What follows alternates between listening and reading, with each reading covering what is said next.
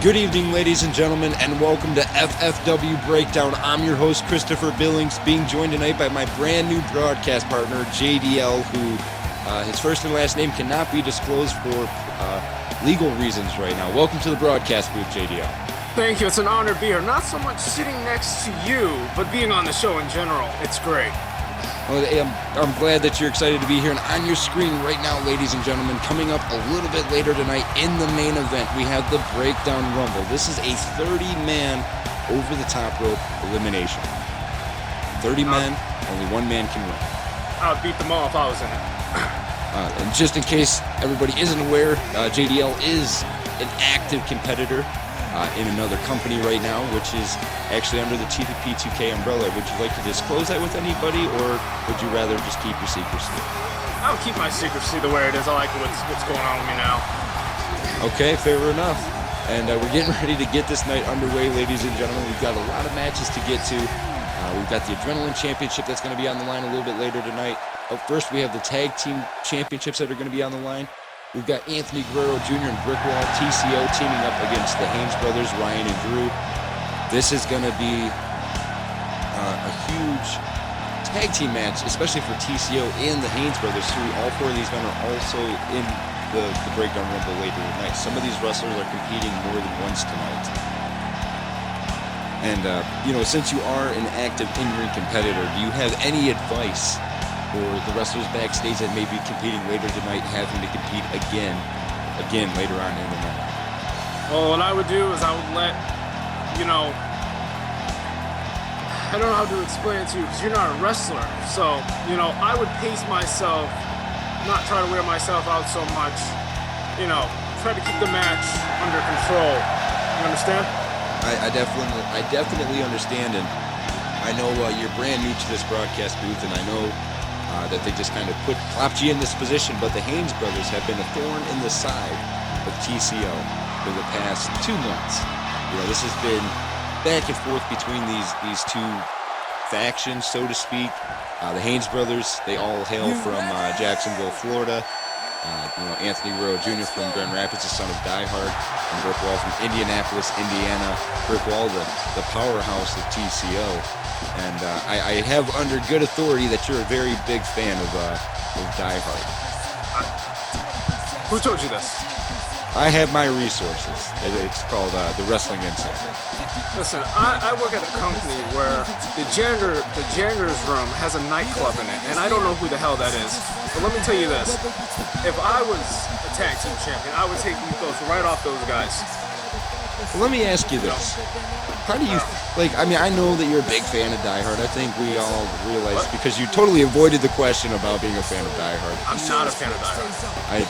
I'm sure you're not, as our female ring announcer getting ready to come to the ring. As you see TCO standing in the ring here, showing their fist, showing their unity as a team.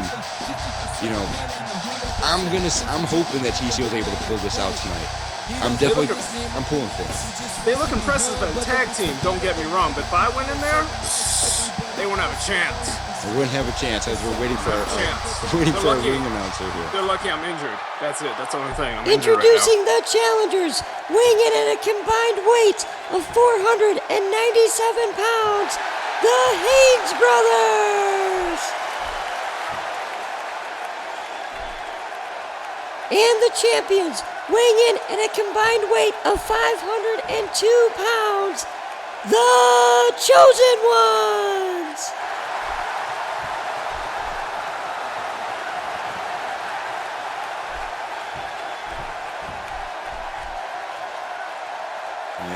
As you heard from the ring announcer there, we're getting ready to get this matchup underway. The Tag Team Championships are on the line here. The Haynes brothers versus TCO. Predictions? Because I'm predicting a win for TCO. I got the Haynes brothers. You're pulling for the bad guys here. You're pulling for the guys that jump people. Yeah. Okay, all right. Well, later tonight, ladies and gentlemen, we do have the 30-man Breakdown Rumble match. And I'm looking forward to that. That's a huge match. It's a lot of... usually there's conspiracy theories based on that match. There's always some kind of negative fallout after that. But as you saw in the ring there, Brickwall went for a shoulder tackle on Ryan Haynes, but was unable to knock him down. See, the Chosen Ones, they look like they never said a cuss word in their life. Well, I think we know that's not true because I mean I've personally heard Die Hard cuss up a storm on the show before. I've seen it, I've heard it, I've been on the receiving end of it. Of course, you're gonna kiss his butt because you're the corporal kiss butt. Well, JDL, I just want you to know that I am not only the voice of FFW, but I'm also the voice of PWI. I'm also the voice of Fractal Wrestling Entertainment. I am the voice of TPP 2K in general. And look at the strength of Brick Wall, 281 pounds, lifting up 260 pounds from the ground in a deadlift. Like, I'm not taking it away from the Chosen Ones. I mean, Brick Wall, he is one hell of a competitor. I mean, he has a lot of potential in this business, but the Haynes brothers over here, I mean, look at them. They're God's gift to wrestling. I mean, look at them. Look at that. Look what he's doing right now. Look at that move. Watch. Boom, and that's his career. I don't know about his career. I mean, Brick Wall's been through some hellacious battles into the cover here. 2 and a 2 count for Ryan Haynes on Brick Wall. And for those of you that haven't been keeping track here, Ryan Haynes, the bald gentleman, Drew Haynes, the blonde-haired youngest brother. And don't forget, ladies and gentlemen, you can join the conversation tonight at FFW Call. Use the hashtag FFW Breakdown to be heard. It's all about getting that plug in there, JDL. It's all about getting that plug. You and your plugs, that's the problem with your commentary. You plug too much. You care too much. You have to focus what's really matters inside that ring, right there in the square circle. Well, right now, inside the square circle, Brick Wall is definitely pacing himself on Ryan Haynes. Ryan Haynes, he needs to tag in Drew. He needs to tag in the smaller tag team partner and get him in the match. This way they can maybe turn this around. I'm really confident in the team that I picked, the right winning team, the team that should win. Ooh, and a big elbow there from Ryan Haynes. But again, they're dishing it out tonight. Yeah, this has been a great start to a show so far. I'm not taking that away from them. What is happening? Oh, look at that! Shades of true TCO, using any advantage that they can get.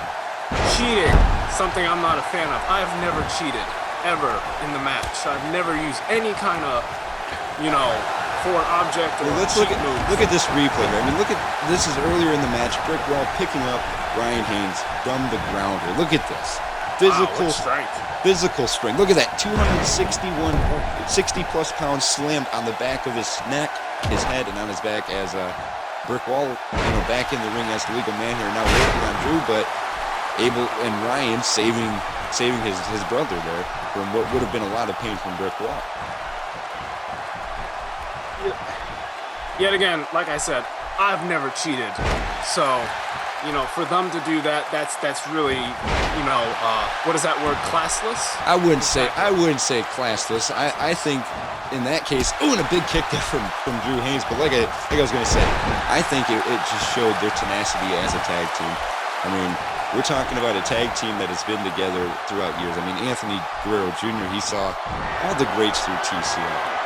He had his father, when Brick Wall first was coming onto the scene, and various others. And into the cover here, 2. And almost a 3 count, but Brick Wall able to kick out at the very last moment. He didn't get his shoulder that far off the mat, but he was able to kick out. And again, Drew right back into the cover here. 1, 2. This is so suspenseful, I'm literally on the edge of my seat because you smell so bad. As you see here, Drew Haynes firing on all cylinders against Brick Wall. And up next, we do have the Adrenaline Championship matchup. And one of the most noticeable features about Brick Wall is when he strikes you, it's like getting hit by a cinder block. Because when he was in his teenage years, early 20s, he did a lot of Golden Glove boxing, and Brick Wall, a huge asset. Ooh, and a big right hand there for Brick Wall. Like I was saying, a big asset to TCO into the cover with the far leg hook. 1, 2, and as you saw, Ryan Haynes saving it at the very last moment. You see, what I would have done is I would have just, got in there, did a couple moves, bing, bang, boom, headlock, wrench it. This match would have been over. I don't know. I mean, for you, maybe JDL, you think that would be that easy, but these are top tier wrestlers. As Brick Wall, big spear there, and you only see that once in a while. And Brick Wall here thinks that he might have Drew put away. I think that this matchup might be over. And Brick Wall. What's happening right now? Brick Wall in the cover. Junior was trying to get into the ring, but the referee caught him off guard there, allowing Ryan Haynes to get in and break up the pin, keeping this matchup going. And so far, I mean, Drew has been on the receiving end of the proverbial butt kicking from Brick Wall. Brick Wall is a strong man, I'll tell you that. He plays a strong man's game, and, you know, he's no one to mess with when it comes down to it. You know, and I could almost say the same thing about Anthony Jr. I mean, you know, and I've said this before, but one of the biggest downfalls for Anthony Jr. is he's too big to be considered an adrenaline weight class wrestler, and he's too small to be considered a heavyweight. And in large fault, I think that's because of his father, you know, because Die Hard is a heavyweight now, but he wasn't always a heavyweight, but he was always a bigger, smaller guy. So I think it might have just been a hereditary gene. Compared to most of the adrenaline wrestlers, Junior may not look that big as tag team work again by TCO, but Junior may not look that big compared to others. But he outshines body mass wise compared to most of the adrenaline wrestlers and some of the actual heavyweight wrestlers. As Brick Wall here working on Drew on the outside and Junior going high flying over there on Ryan. This is where the match is broken down here.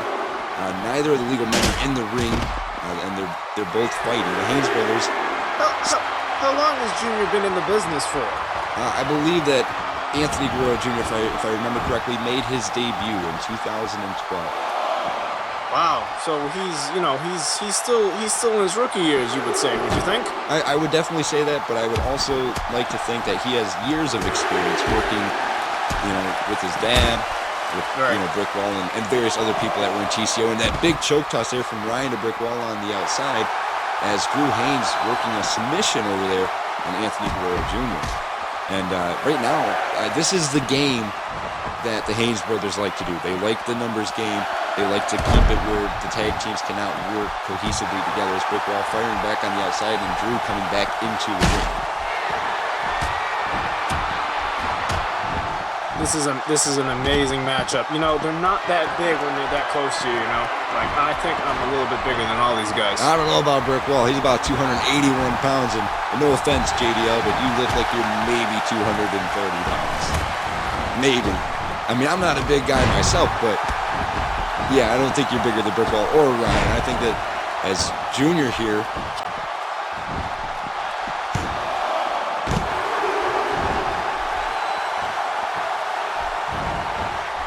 keeping it going.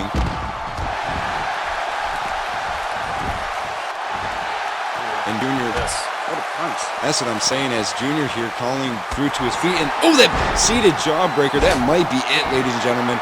Ryan going after Brick Wall on the outside here. Junior hooking the far leg, Brick Wall firing back. 1, 2, 3, and that is all she wrote. In TCO using their experience to defeat the Haynes brothers tonight.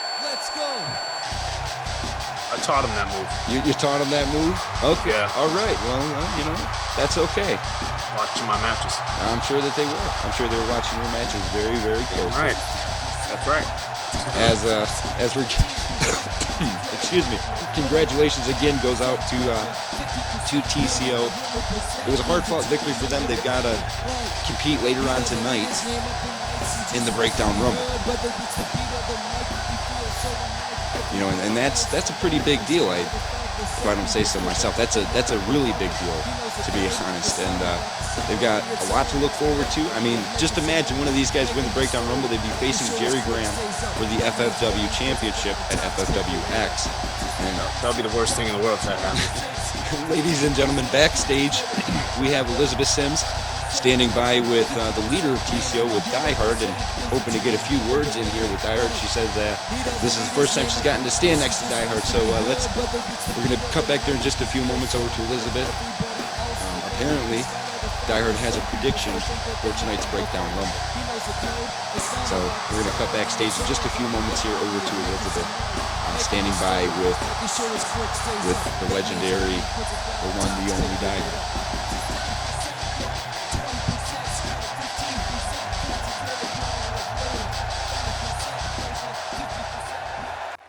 diehard. It's a pleasure to be standing next to you. Tonight you were involved in the Breakdown Rumble with the entry spot of number 26. Are you predicting a win tonight? You know, normally I'd guarantee a win on my behalf, but there is no guarantee tonight. It's not just me that's vying for an opportunity to fight for the FFW Championship. There's 29 others out there as well. Can I do it? I sure hope so. After all, I am diehard, and that's what I do. I win when it counts the most. And strong words from diehard there, making his claim in the Rumble tonight. I don't see them as strong words, honestly. They just seem like normal words. I don't know what strong is to you, Billy. It's Christopher Billings. And Right. That's what I said. Ladies and gentlemen, it is now time for the FFW Adrenaline Championship match.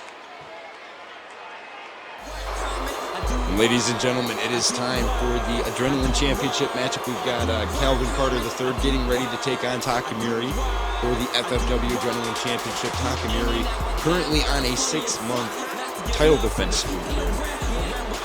And Calvin Carter looking to maybe change that.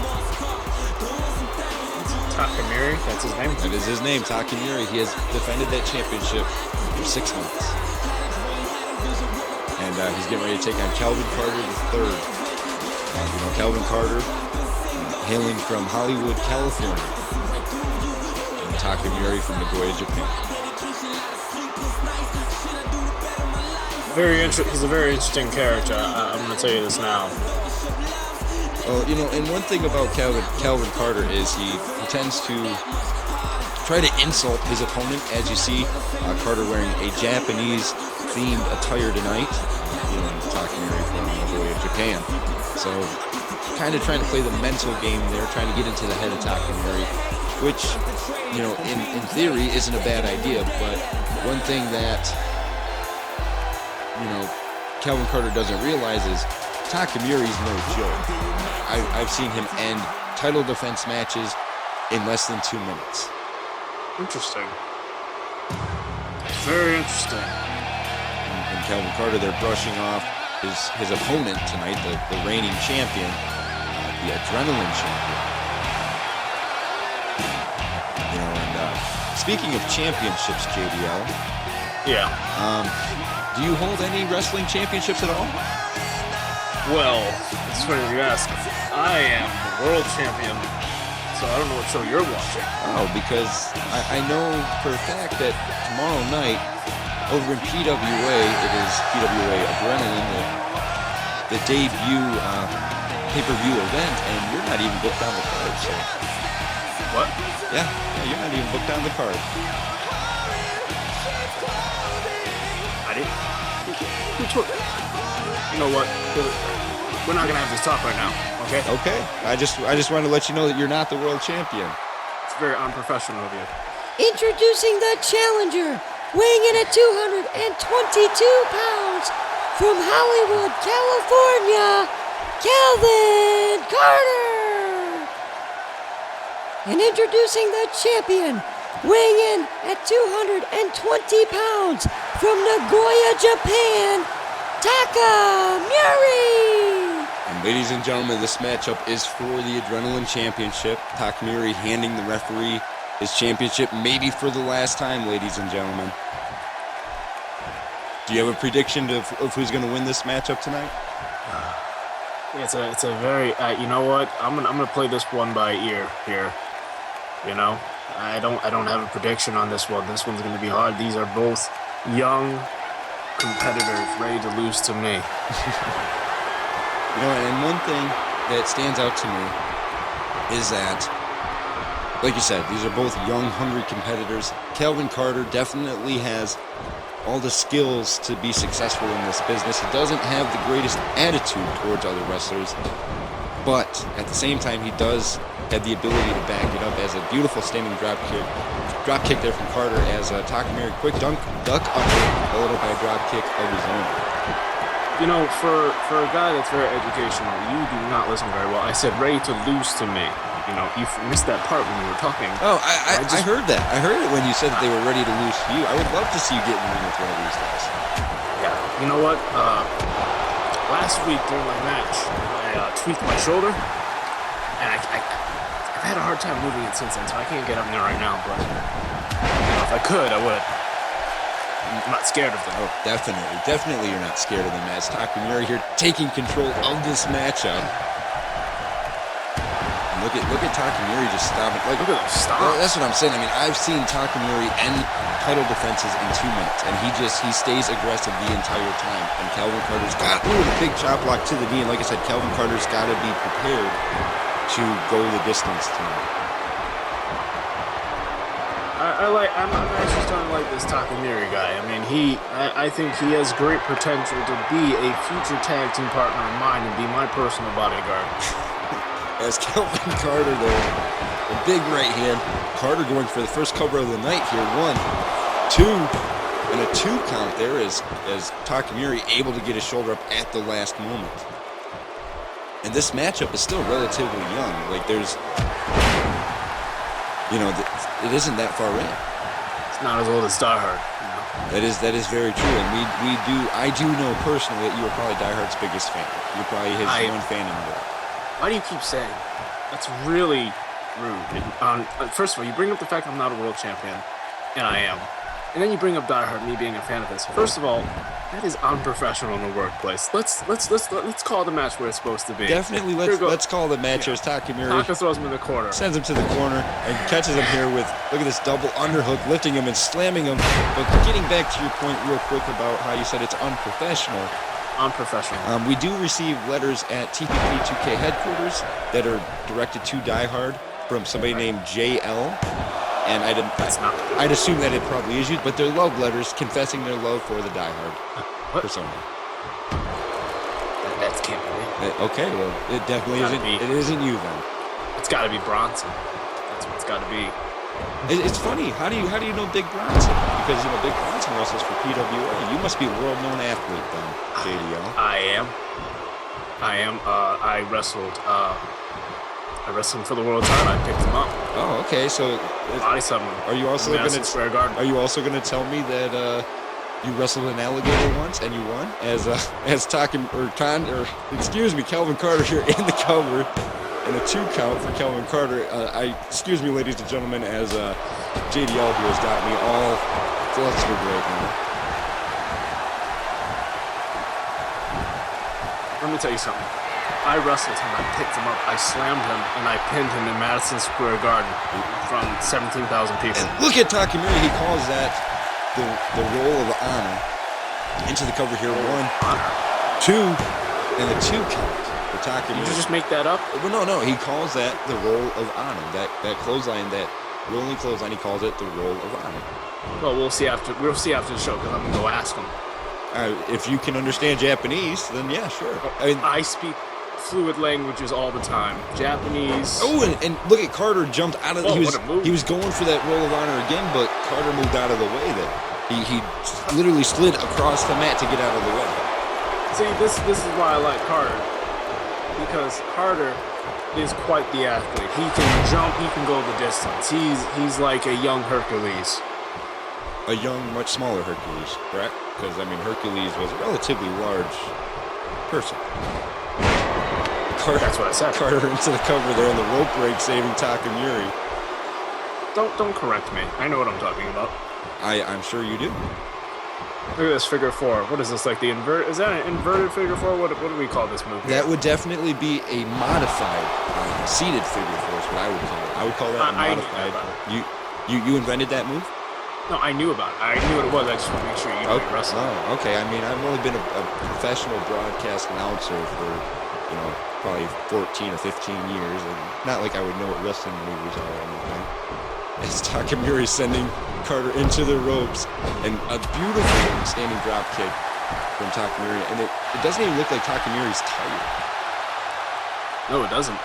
And like I said, he's got amazing pacing for every title defense that he does. He's got that special gift, outcome, whatever it is, he's got it. I feel like you're really downplaying Carter right now. Well, I'm not I feel trying like you're to. putting him down. I am not putting Carter down. I'm just saying I think Carter underestimated what Takamori was capable of.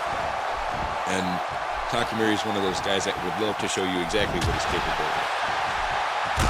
I feel that Carter could be the next. Let me think of a title here that he can have. Well, I mean, he's World title. You think that Carter could be a future FFW champion? I mean, He could be a future champion. there's a chance that maybe someday that could happen. But I mean, the task at hand for Carter is wrestling for the Adrenaline Championship, and there's no shame in competing for the Adrenaline Championship. But the thing is, he's got to be able to put away the champion, and Carter does not seem to be able to put Takamori away. He does not, and you know what? I mean, it doesn't help Carter that he has a knee brace on, and he has long, flowing, luscious hair. Wait a second. Look at this.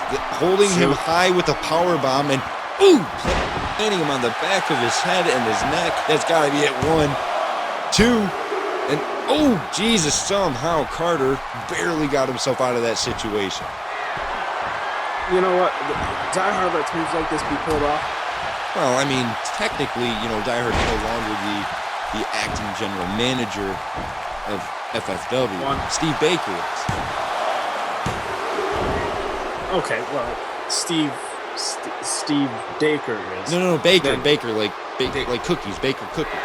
Oh, okay, that's what I said. Wow, what a powerbomb! See that's 1, 2. Oh, see that? He almost had him. Carter almost had him, but the resiliency of Takamori able to get his shoulder up at the last moment there, and that's why Takamori is currently the champion. And Takamori, big back chop there, and that'll definitely leave a red mark across the chest. My professional opinion, I think, Taka and Carter have a big future in this move. Oh, what a move! Wow. Huge reversal there from Calvin Carter in the 11th hour is where that came. That came about in the 11th hour. And in case you don't know what the 11th hour is, JDL, that means very last moment. I knew that. As Carter in the cover here, a 2 count on Takamori again. Takamori again showing his resiliency, getting his shoulder off the mat.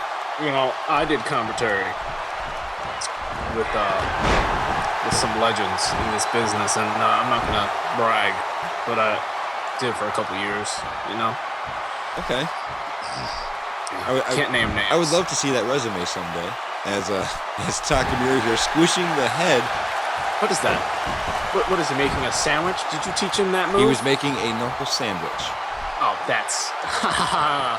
You're so funny with your horrible jokes. That's technically what it would be called, a knuckle sandwich. And Carter there, big counter with that jawbreaker. And now look at Carter going, and Carter uses that leg submission maneuver frequently. So he might be looking to try to take out the legs of Takamori, take out the speed of the champion.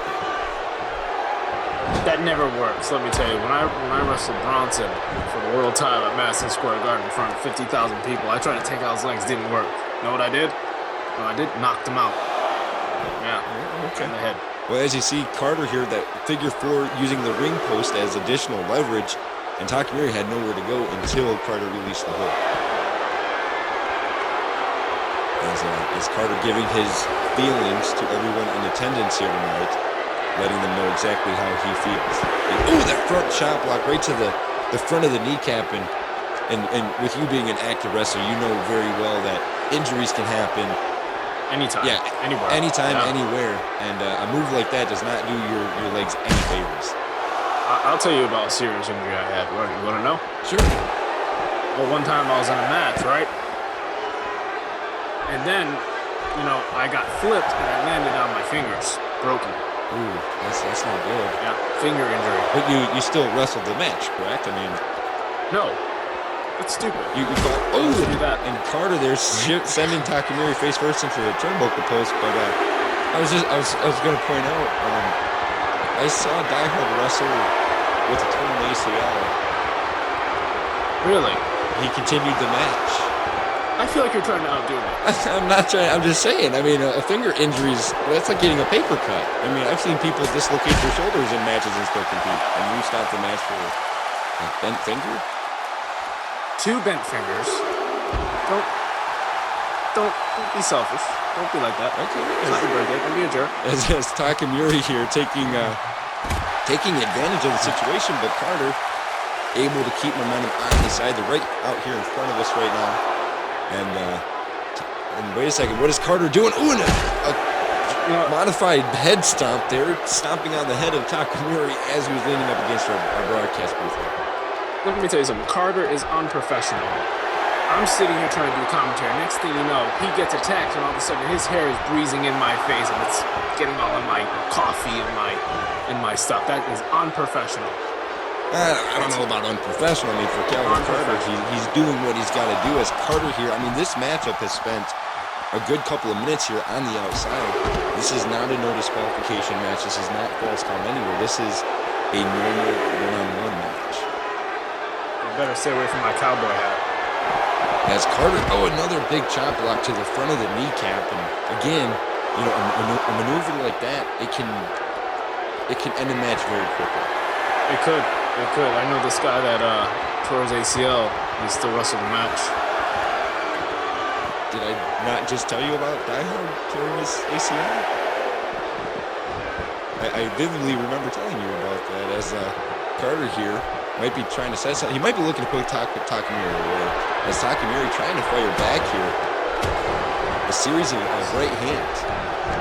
Well, first of all, his initials are DH, and his name is Devin Husky. Okay, all right. As Takamori here. New Japan Pro Wrestler. So Takamori might be setting up for that roll of honor again. Takamori, he's pumping himself up. He rolls in. Oh, and that roll of honor clothesline. That's got to be it. I mean, this. What a move. Into the cover here with the leg hook. 1, 2, and a 2 count. And Takamori does not look too happy right now, ladies and gentlemen. You don't know anything about David Husky. He's a legend in the business. You know, he's older than you. 2 years old. No, because, I mean, you know, Die Hard's about 10 years older than I am.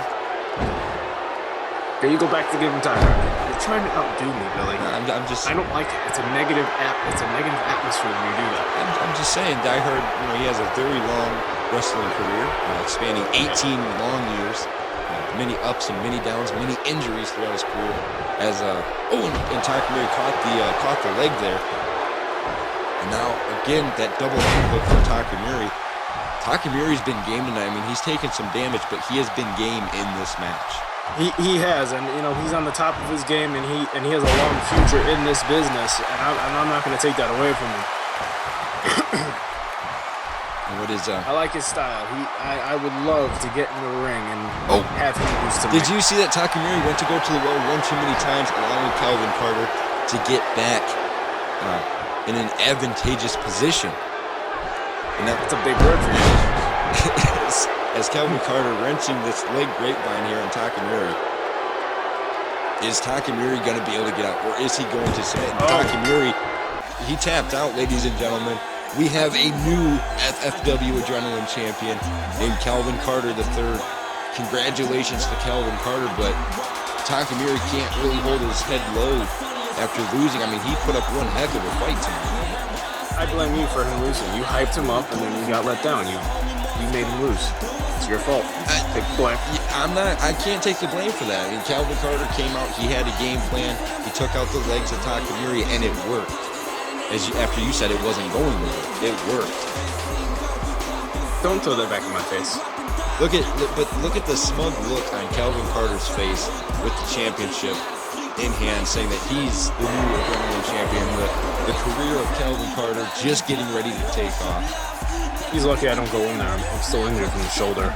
Okay, all right. Well, ladies and gentlemen, backstage we have again Elizabeth Sims standing by with the acting general manager Steve Baker. Apparently, Elizabeth is going to try to get some words from Steve regarding the Breakdown Rumble tonight. I'm interested to see what he's got to say. It's kind of been hell on earth for the past 29 days, so we're going to cut backstage, ladies Steve and gentlemen. Baker, later tonight is the Breakdown Rumble match. Are you going to get involved in any way? Are you implying that I'm not a great general manager? Are you implying that tonight I may do something during the Rumble? I want to let you and everyone else know that tonight I'm not going to intervene at all with the Breakdown Rumble match. Whoever wins gets a shot at FFWX against Jerry Graham for the FFW Championship. And I don't plan to change that at all. As a matter of fact, I hope that somebody like Darren Trinidad or Die Hard or any of them superstars in the back win, for the simple fact that no matter who wins, Jerry Graham will retain his FFW Championship in February at FFWX. And Steve Baker there saying he's not going to get involved in the Breakdown Rumble in any way, shape, or form. I don't know if I believe him. He's a tall guy. I can tell you that He much. is a very tall individual, but like I said, I don't know if I believe Steve Baker. I mean, he said that at the beginning of this month that he wasn't going to get involved in Darren Trinidad's match, and then he made it so Darren Trinidad has to enter number 1 tonight in the Breakdown Rumble. But ladies and gentlemen, right now, Ladies it and is time gentlemen, for the Internet the Championship following match. contest is for one fall. It is for the FFW Internet Championship. I think we can rely on Steve Baker to live up to his word. He's a good boss. He does a lot for this company. Unlike you, Billy, he's gonna really bring it. Well, You know, I mean, again, Steve Baker set up this matchup. He handpicked Trey Haynes to compete against Lance Owens. I like Trey Haynes. He looks like a dominant brute. He reminds me of Conan the Barbarian. You know, he's here to conquer, and I think that's what he's going to do in this match tonight. Well, see, that's what these Haynes brothers do when they roll in a pack together. And for Lance Owens, who has had such a storied career in FFW and TPP throughout the years, Lance Owens has had such a storied career.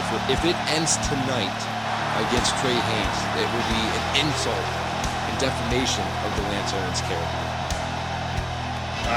I'm confident in this big guy. I think he'll make a great bodyguard for me to protect me from people like you that bring negativity to the workplace. I have been here, JDL, since 7:30 this morning. I helped set up the ring. I helped get all the lighting ready to go. But this man, Lance Owens, was here at 7:29 this morning signing autographs. Boring. As you hear, the fans here tonight giving support to Lance Owens. And that's how it should be. Lance Owens loves the fans. No one cares about him. Well, apparently, They feel bad for him. the fans here love him as he is the reigning internet champion. And while I've got a few moments here, ladies and gentlemen, FFW is going through a facelift. So the next time you see us, you will be seeing FFW on Mondays. And all the championships apparently are getting redesigned, ladies and gentlemen, so they will all appear differently the next time you see them. But for this man, Lance Owens, if he retains his belt tonight, he needs to put that belt on a mantle in his home. And show that he can take out Trey Haynes, because Trey Haynes has been taking orders, his marching orders from Steve Baker. That's just the way it is. Steve Baker gives the marching orders, and those Haynes brothers have been acting out those orders week in and week out, night in and night out.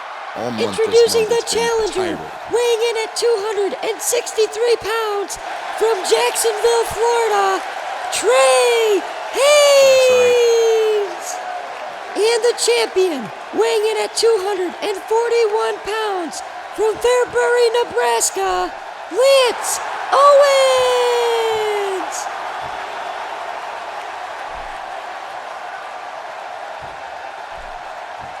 As you see, Lance Owens handing the referee his internet championship. This is one fall, ladies and gentlemen. This is our final match of the night before the Breakdown Rumble. This is, for Lance Owens, this is his big opportunity to showcase his skills, and then he'll be in the Rumble a little bit later tonight. Same with Trey Haynes. And you're predicting Trey Haynes to win this tonight. Yeah, Haynes. Pipsqueak over there doesn't have a chance. As we're getting ready to get this underway, standing tie up here. And look at the pipsqueak, as you called him, backing Trey Haynes into the ropes. That's not the word I said. I said Ooh, and Nice. I didn't say that. a big slap there from Trey Haynes. A sign of disrespect towards Lance Owens, and Trey Haynes with a big back chop. But again, Lance Owens right into the tie-up. Lance Owens is trying to keep this match squeaky clean. I never said he was a pipsqueak. I don't know where you got that from. Never said it. Okay, definitely you never said it. Never once said it. As Trey Haynes now starting to fire on all cylinders. Trey Haynes wants to try. Ooh, and a big lunging headbutt. Wants to make quick work of Lance Owens. Trey Haynes is the future of this company. You have to respect that. Look at him. He's big. Like I said, he is like Conan the Barbarian. He will conquer. He will destroy what he needs to do. And look at him. Right now, he is doing what he needs to do. He is railing on this pipsqueak that you said I called him. I didn't call him. And, look at now, he's firing. Oh, look at the pipsqueak. Oh, yeah. Look now, the fans get behind him like he's something. No, there's been a lot of guys like him. I've seen them. They end up injured and they're gone for a year. I've seen it happen. I've been in the business. Well, look at Lance Owens here. The fans here giving their support. No. As I think you're downplaying him. Definitely not downplaying anybody. I believe that Trey Haynes has the skill set to do great things in this business, but I think tonight that Lance Owens will show once and for all that Trey Haynes can be defeated one-on-one. Agree to agree with me. I will agree to disagree with you. I mean, sure, if Trey Haynes had help from his two brothers, it'd probably be a different story. But in this situation, Trey Haynes doesn't have that support. His brothers are not allowed at ringside right now. And that works to the benefit of Lance Owens. And look at Lance Owens here. Abdominal stretch with a stretch muffler. Look at this, just wrenching away on Trey Haynes. That. Sorry, I'm gonna come out with this. I did call him pipsqueak. I did. I know you did, and the whole world knows that you did. See, there you go, being negative. See? You want me to admit something I don't want to admit. As Trey Haynes here into the cover, one, and only a one count on the current internet champion. And then you rub it in my face. This is what you do. This is why we're having a hard time working together right now. At least I'm having a hard time working with you. I'm having a great time working with you tonight, JD. I think you bring a certain chemistry you bring out the best in me. As Owens here into the cover again, but only a one count for Lance Owens on Trey Haynes. What a move there. And now look at Trey Haynes using his strength to his advantage. He definitely has much more body mass than Lance Owens. Into the cover here. One, and barely a one count on Lance Owens. I need to tell you that, like I said, this guy, he is Conan. He is a dominator. He's gonna destroy Pipsqueak. He doesn't have a chance, man. As Trey Haynes again back into the cover here, a 2 count now, and I think that knee might have knocked a little bit of a rattle into Lance Owens there, but Owens still fighting, still showing that he can fight. I know people like Owens, and you see, you're probably friends with him backstage. You probably talk to him. You're willy-nilly. He gets you coffee and a donut, and then you go back and sit down and do commentary for your low-budget, cheap-quality TV. But he's not going to make it in this world. He needs to change his attitude. Lance Owens, their support gets plenty of support from the fans. A series of elbow drops here on Trey Haynes, but Lance Owens, from the day he first walked in the door at the beginning of 2013 at CPP, I knew that he would go very far in this business, and it's taken him some time to get where he's at, but he's got nowhere to go but up. Into the cover here. A two for Lance Owens on Trey Haynes. What a 2 count. Well, like I said, he can't go any lower than he was before, and now he's just on that uphill climb. He's just going up. Let me tell you something. When you're down on the ground and you're getting pinned, it feels like a boxing match. No one wants to go three minutes in boxing. No one wants to do that. It feels like you've been down forever. And then when you finally get out of it, you kick out, you feel great. And I love that. I love that about the business. And as you saw, Trey Haynes was really wrenching that modified triangle choke there as Trey Haynes now. What a DDT. Big DDT. That's a DDT. That's a winning DDT. Watch him. He's winning right here. Watch this. With the leg hook. 1, 2. And you know what? And look, I thought you said he was going to win. As you see, he was going to win. And then you brought your negativity. That's what you did. Brought your negativity, your nonsensical commentary attitude. I see as Doesn't help. Lance Owens now into the cover. On a one count on Trey Haynes, and that suplex not enough to keep the big man down. Of course not. Big man's gonna destroy Pipsqueak. David and Goliath. Who won that? Go ahead. David. Goliath didn't win. David spun a rock and threw it at his head. And Owens here with a quick roll up. 1, 2. Okay, you believe the fictional story you want to hear. I know the real story. Were you alive when David and Goliath happened? No, but I know the real story. Oh, okay. Do you believe everything you hear in the book? As Owens get into the cover too, as Trey Haynes able to get his shoulder up at the last moment there. And regardless, you can't take anything away from Lance Owens. I mean, his back is against the wall here against Trey Haynes. I will admit that. I mean, Trey Haynes so strong compared to Lance Owens, but Lance Owens showing no signs of fear in this scenario. I mean, he's given it everything he can.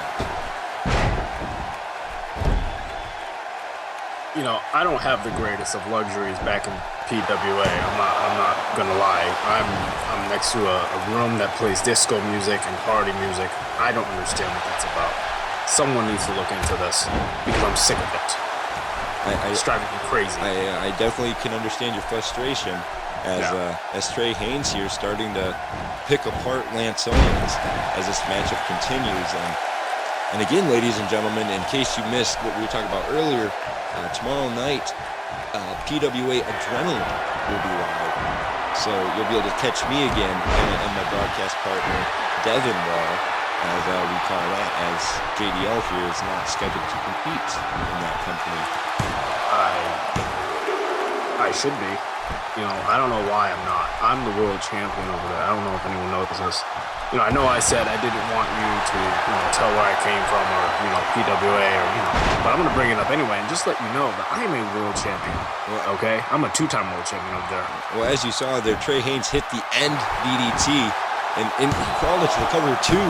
And look at that, the resiliency of Lance Owens falling over onto his other shoulder, getting onto his belly off of his back. It's not resiliency. He should just give up. That's not resiliency. That's just him. He doesn't want to be a sore loser. And let the big man crumple him and beat him up. Excuse me, ladies and gentlemen. You're excused. Please leave. That is called resiliency. And look at this. Lance Owens firing back. Big clothesline there. And look at this half Nelson face buster. Wow.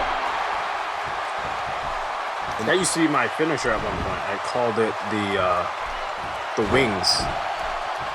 Okay. How many matches did you win with the wings? None. That's why I got rid of it. Oh, I see. You should really listen. I said used to. You don't listen very well. Oh, and Lance Owens sending Trey Haynes to the outside. Trey Haynes thought he was going to catch that big punch, but he didn't. Look at Lance Owens. He's feeling it tonight here. He's not. He's not feeling it. That walk that he just did is a sign of him shaking in his little cowboy boots. Well, Don't you touch my hat. Okay. And Trey Haynes getting back in the ring.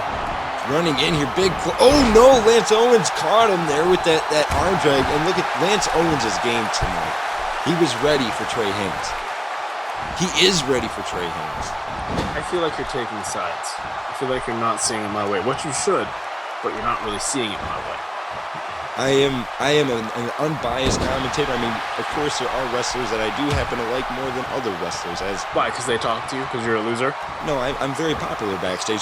Cover here by Lance Owens. 1, 2, and look at that. It's another 2 count for Lance Owens. All he has to do is keep Trey Haynes down for 1 more count. That's it. And Trey Haynes runs in that like a boulder rock, like a rolling rock there with that big shoulder tackle. 1, 2. And almost a 3 count for Trey Haynes, but Owens able to get his shoulders off the mat again. Like I said, I'm very big on this Trey Haynes guy. He's going to be perfect to be my bodyguard. I'm going to talk to him backstage and we can get something worked out. And then he could be my broadcast partner because you are just, taking sides.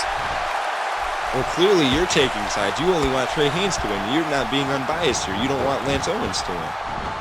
I don't think you've been listening to me the whole night. I said that Pipsqueak has a chance of winning. You ever seen David and Goliath? Yes. David won. So you should really listen to what I say and stop listening to yourself so much. You know, JDL, I think that we're going to have a great relationship here at the broadcast booth. It's already blooming. It's already my blooming. friend. And wait a second, look at this. Look at this. The NDDT again. That's 2 times now that Lance Owens has been dropped on his skull. And Trey Haynes might be looking to put Owens away for good here. He calls that the pipsqueak drop. Here we go. The pipsqueak. 1, 2, and almost a 3 count, but Owens again able to get his shoulders off the mat. Owens is not going to die tonight. He is not going to die to Trey Haynes. Catches the foot there. Big clothesline from Lance Owens. Hooking the far leg again. 1, 2, and another 2 count. This has had many, many 2 counts in this matchup. You should not use the word die because we would have a very big problem on our hands. We don't wish death upon our wrestlers. So, No, I meant it figuratively, not literally. you. Whatever you say, negative Nancy. As the referee here be exercising his 10 count, as you see Lance Owens saying that he will strike. Ladies and gentlemen, while I've got a moment here, also it was announced a few moments ago via our headsets. Tomorrow night, or not tomorrow night, but Monday night on FFW Genesis, we're welcoming in the hardcore division back into FFW. And apparently the first matchup that they're booking is going to be quite impressive. It's going to have a debut in it. So I'll be looking forward to that on Monday as, Trey Haynes, big left hand there, big left hook. And I don't want to, I don't know how to say this. I don't want to say that your pipsqueak's going to lose, but he's going to lose. And it's going to be the end. And then you're going to look really ridiculous when he does. Well, look at Lance Owens here. I mean, who's down on the mat right now? Trey Haynes, not Lance Owens. And as I say that, Trey Haynes with a big counter or back drop. Exactly. Boom. Proved you wrong. As Trey Haynes here just stalking, going off the ropes here. I feel like you think you know everything about the wrestling. Oh, what a kick. Big lunging side kick there from Lance Owens, hooking the far leg. This has got to be it. 1, 2, almost a 3 count again. I feel like you know everything about fresh. Have you ever even been in a match? Have you ever locked up with somebody before? Yes, I have. Really? You've taken a bump? I have taken a bump, yes. Really? What backyard wrestling show were you a part of? It was actually TPP No Mercy in 2011. I am 1-0 for your information. As Trey Haynes here looking to put away Lance Owens. We saw this at the end of Strike Zone on Thursday. What the hell? He did this to Darren Trinidad, and Trinidad apparently is bandaged up tonight going into the Breakdown Rumble. Kiss of death right there. And hooking the far leg. This has got to be it. We're going to have a new internet champion. 1, 2, and oh my God, Lance Owens able to get his shoulder off the mat. Ref, do your job. His shoulder did not get up. His shoulder was not up. You could clearly see that on the angle that we had. He got up, and wait a second, Lance Owens, that big dropping DDT, that straight jacket DDT, hooking the far leg here. 1, 2, and 3, and that is all she wrote. Lance Owens, off of a makeshift DDT, defeated Trey Haynes. Shut up. Retained his FFW Internet Championship. Congratulations to Lance Owens, ladies and gentlemen. He proved tonight that you can beat Trey Haynes when it's a one-on-one situation. When it's not 3-on-1, Trey Haynes is not so tough, ladies and gentlemen. And that can be said about all the Haynes brothers. It's a one-on-one situation. You're tough. You sound ridiculous. You're just mad because you know that I'm right, JDL. You look at Lance Owens able to hold his title high. Ladies and gentlemen, we're going to take a quick commercial break. When we come back, it will be time for the FFW Breakdown Rumble, ladies and gentlemen. Congratulations again goes out to Lance Owens. Hard-fought victory. Tough break. I feel great saying this. Tough break for Trey Haynes. He got what he had coming, ladies and gentlemen. We'll be back in just a few moments with the conclusion of FFW Breakdown. The Breakdown Rumble is up next, ladies and gentlemen. So sit tight, and we'll be right back.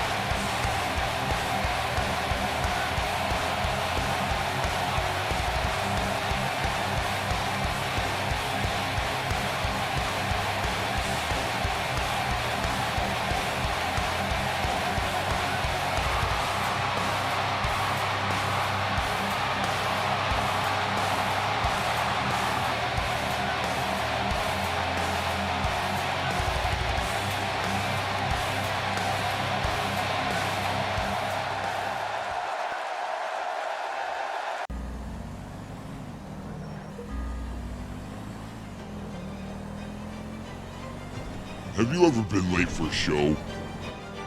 Didn't know if you were gonna make it on time? Never miss a beat with FFW Genesis or FFW Strike Zone. Follow on Twitter, on YouTube, on Twitch. Follow anywhere and everywhere. Just make sure that you always make it to the FFW Arena. Because doing this is a revolution, a change that is welcome for everyone. So join the revolution.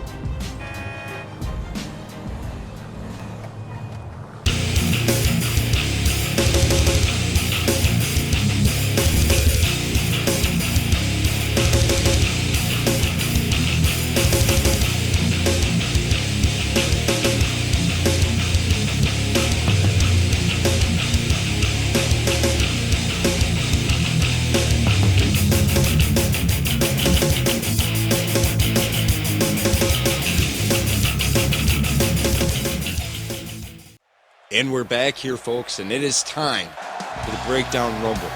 Before the break there, you heard me going off at JDL about Lance Owens retaining his championship. And, JDL has been sitting here sulking for the past minute. He had something. He did something. I saw a weapon during the match. There was no weapon use during the match, ladies and gentlemen. No weapon use at all. But as you see, ladies and gentlemen, it is now confirmed Darren Trinidad is definitely taped up heading into this Breakdown Rumble. And honestly, I can understand why. I mean, this has been a hard 2 months for Darren Trinidad. He has been beat down, kicked around for the past 2 months. The past 60 days has been nothing but an onslaught of just 3-on-1 matches, 2-on-1 matches, 5-on-1s, 4-on-1s.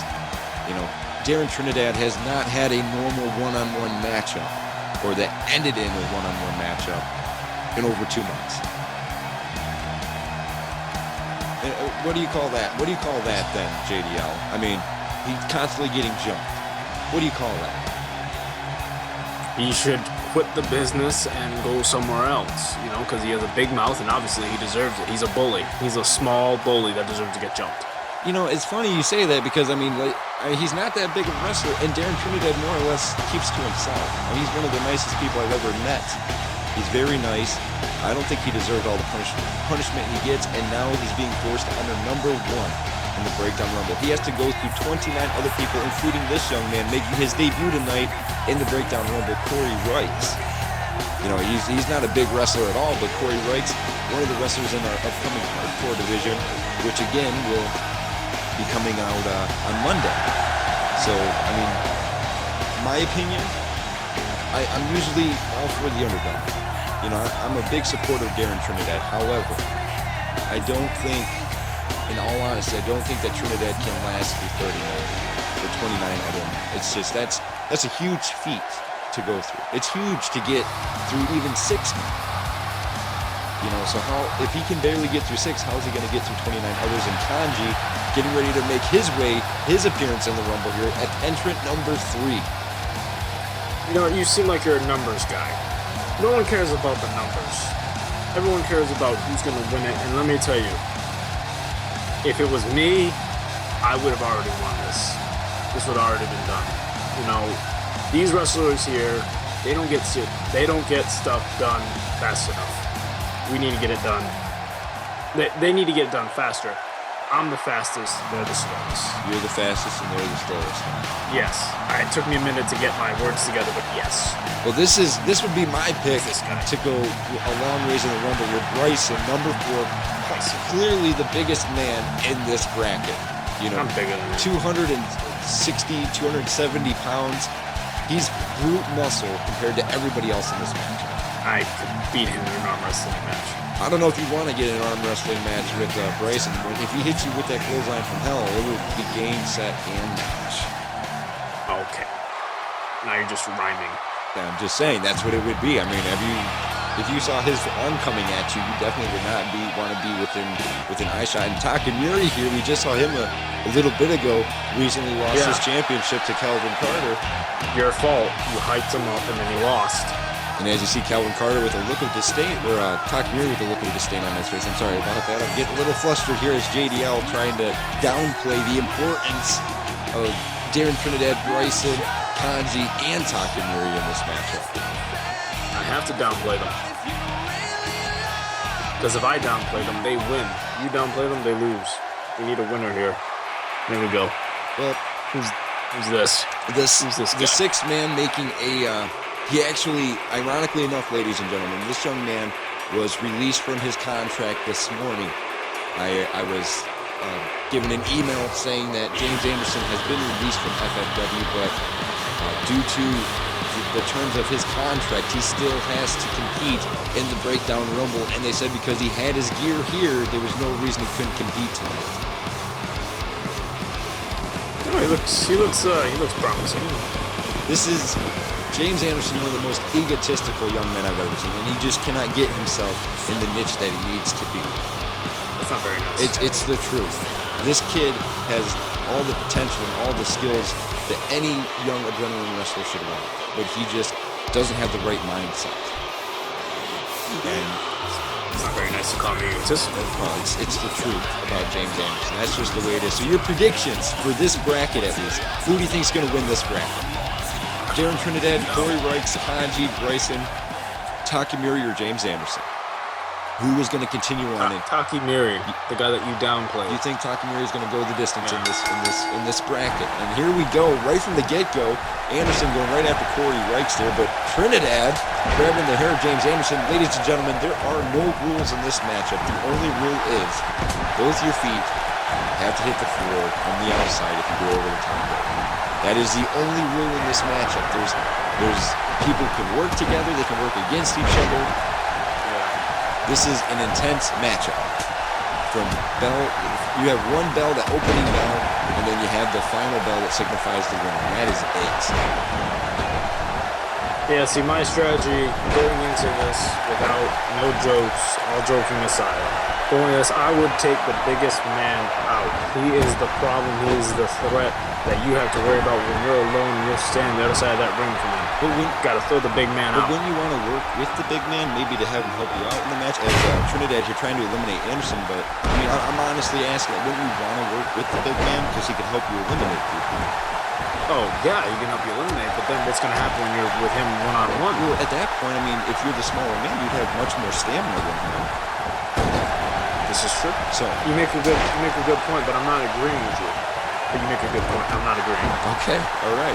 That's on record. Okay, that's on record, ladies and gentlemen, that JDL did not agree with me, but he did agree with me that it would make sense to work with the big man. Don't lie to the fans like that. Why are you lying? As Trinidad here trying to eliminate Anderson, and Anderson's barely hanging on here, and Trinidad gets the first elimination here. Thanks for coming, James Anderson. That's not very nice. Good. You called him egotistical, and now you're saying thanks for coming. Good luck in your Like, future endeavors here as Darren Trinidad, the first elimination in the Breakdown Rumble. He's got 28 more people to go through. You know, you come off kind of two-faced when you say stuff like that. Just want to let you know.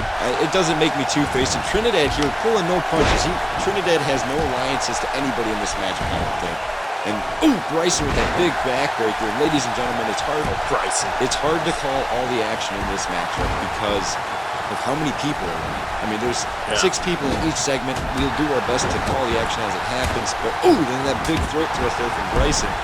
Trinidad, though, going right after Bryson, like you said, going after the big guy.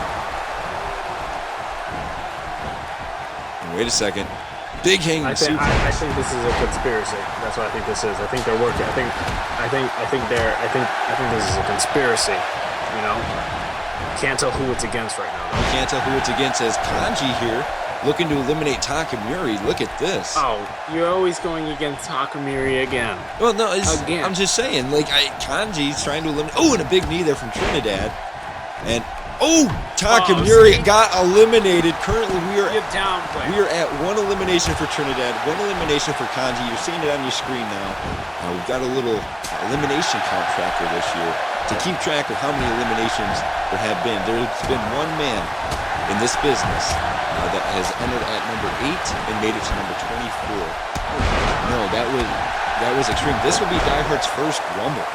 The first Rumble that Die Hard has ever been involved in. And he's got entrant number 26. So Die Hard has the luxury of getting time to wait before he has to actually enter this Rumble. So good. Entrance 26. He is entrant number 26. He earned that entrant number.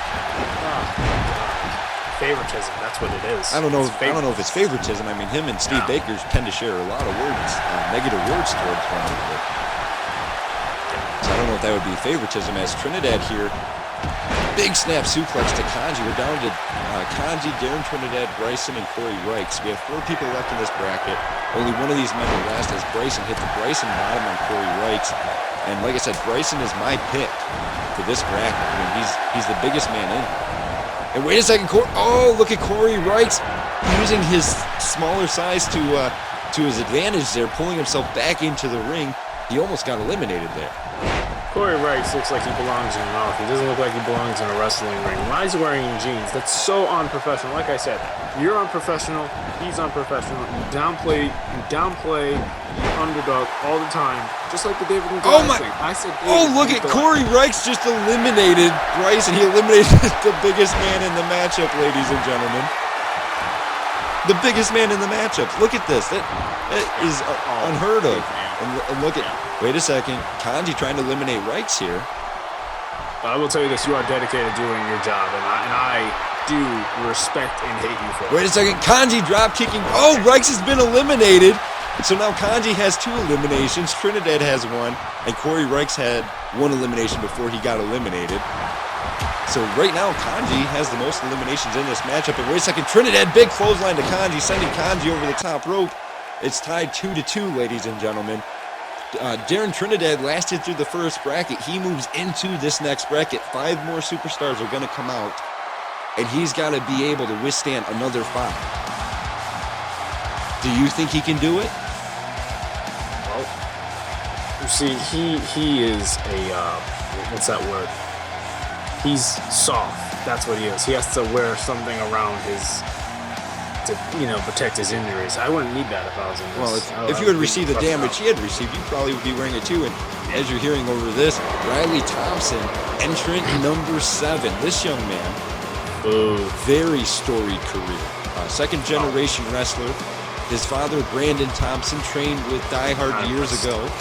And Riley Thompson, he's had a mixed career thus far. He's a former FFW $1 million champion. He's a former tag team champion years ago. And at the young age of 25, he's been professionally wrestling for 5 years. So at the beginning of his career there, he became a tag team champion. And now later on in his career, he's been a singles competitor champion, but since last year, he has not held a championship. So for Riley Thompson, this is something that he wants, and you're hearing over the PA system here. You're hearing what sounds like Iron Man, and this is Dan Furious, ladies and gentlemen. He has made a couple of appearances in Fractal Wrestling Entertainment, and Dan Furious, entrant number 8. Conglomerately, this is any wrestlers that are wrestling for Fractal Wrestling Entertainment and any wrestlers that are wrestling for FFW able to compete in the Breakdown Rumble. He looks like he never said a cuss word in his life. I don't know about never saying a cuss word in his life. He tends to be very potty mouth backstage, so... Oh, he's potty mouth? That's the word you use? Potty mouth? How old is he? You don't disclose my age on Black television. Oh, I'm sorry. And wait a second. I know this theme song, ladies and gentlemen. Oh, God. This man right here.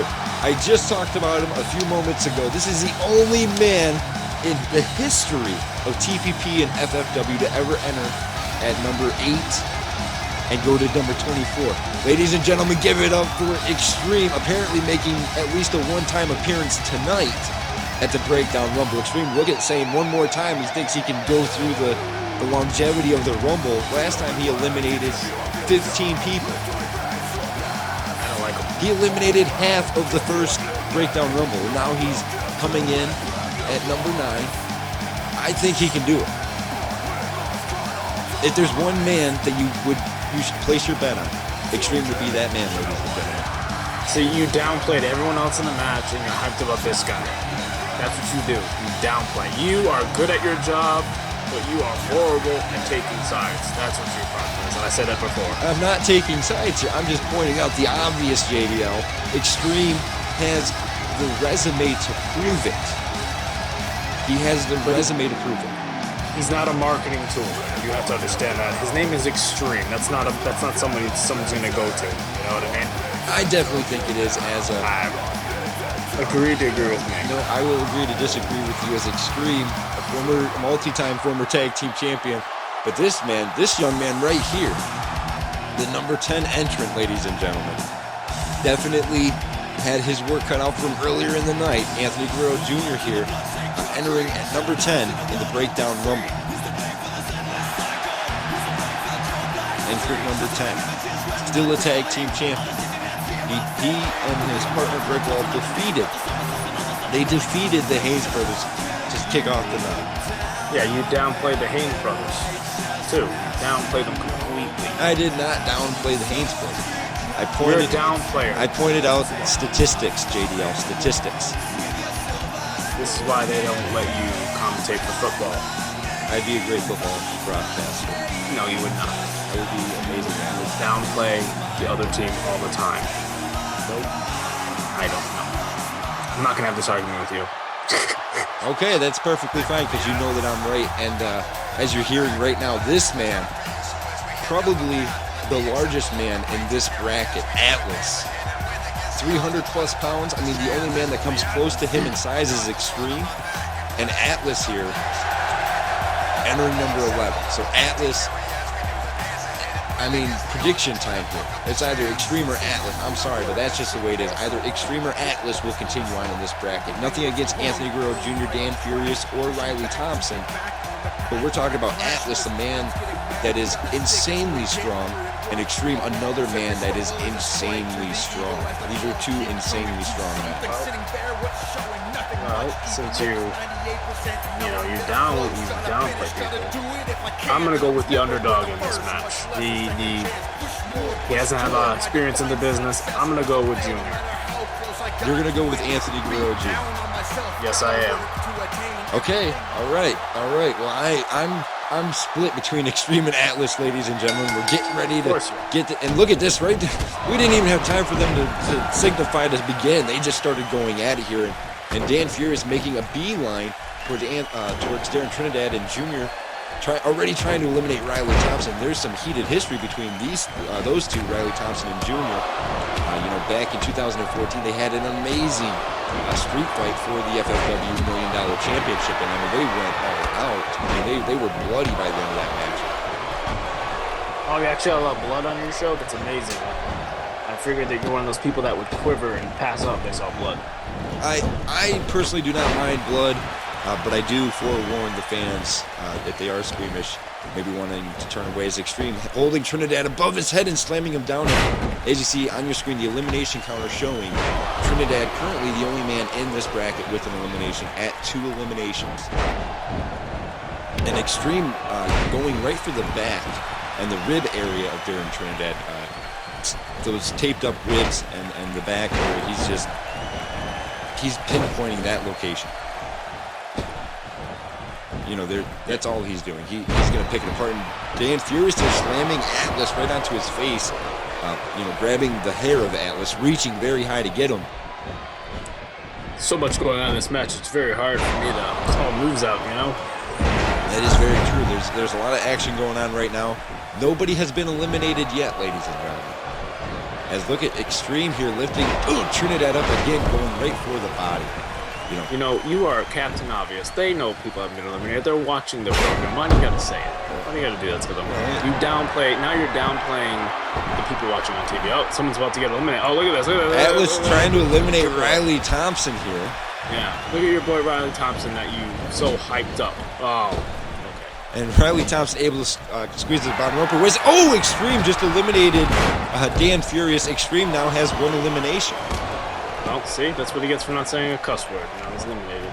Dan Furious has to go back to the backstage area as Extreme here starting to work on Anthony Jr. and Riley Thompson getting the short end of the stick here. He's got Atlas and Darren Trinidad on him right now. Oh, are you gonna tell some like heartbreaking, emotional story about how he gets beaten down? He has to wear a bandage over his boob. Well, no, I'm just saying. I mean, if you were Darren Trinidad and you got beat down by 3 people on every appearance you appeared at, I think you, at the end of the month, would also want to wear something on your body to help maybe try to protect it a little bit. Never would happen. I mean, they medically cleared Trinidad to compete with, and Atlas eliminated by Trinidad. Like I was saying, they medically cleared Trinidad to compete, but he does have bruised ribs. And Extreme there, going right into the ribs, and I found that out this morning. And at the same time, I found out that Trinidad was going to be taped up coming into this matchup. Trinidad currently sitting at 3 eliminations. I had bruised fingers. I broke my fingers, 2 of them. And, did I cry? No. Did I go to the hospital? Yeah. But, I got right back in the ring a month later when they healed. You took a month off from broken fingers? Yeah. Okay, because I heal quickly. Darren Trinidad was just in the ring less than 48 hours ago, competing. See, it's always a competition with you. It's who's better. Die Hard this, Die Hard that, Trinidad this. I'm tired of it. As you see, though, I mean, Trinidad he's dishing out the pain here to Extreme. He's dishing it out. Look at this. Extreme might be getting eliminated right here. As Trinidad trying to eliminate Extreme. But Extreme able to get himself out of that situation. And look at Extreme tossing Trinidad. And wait a second. I think you're upset with me because I said I was a world champion and you've just never been there.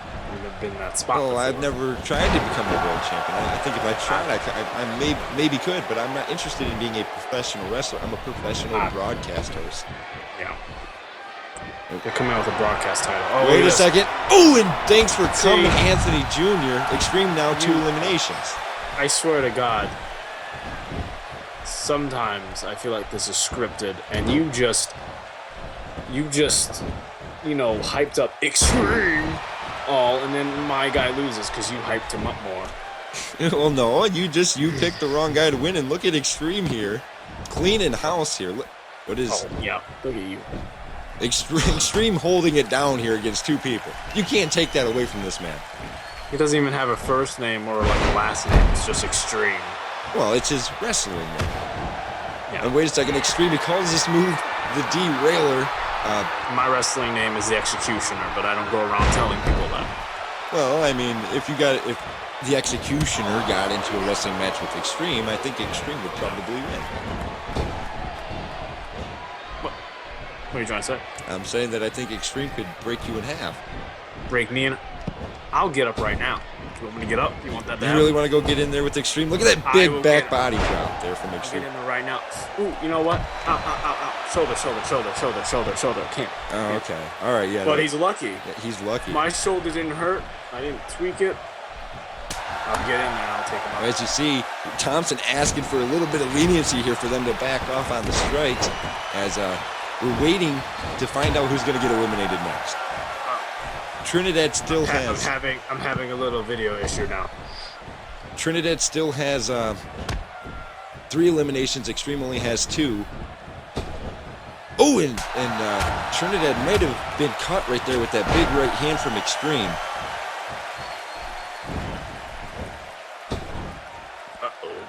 And now Extreme here. And that shoulder tackle. And now Extreme and Trinidad are tied up 3-3 here, ladies and gentlemen. 3-3.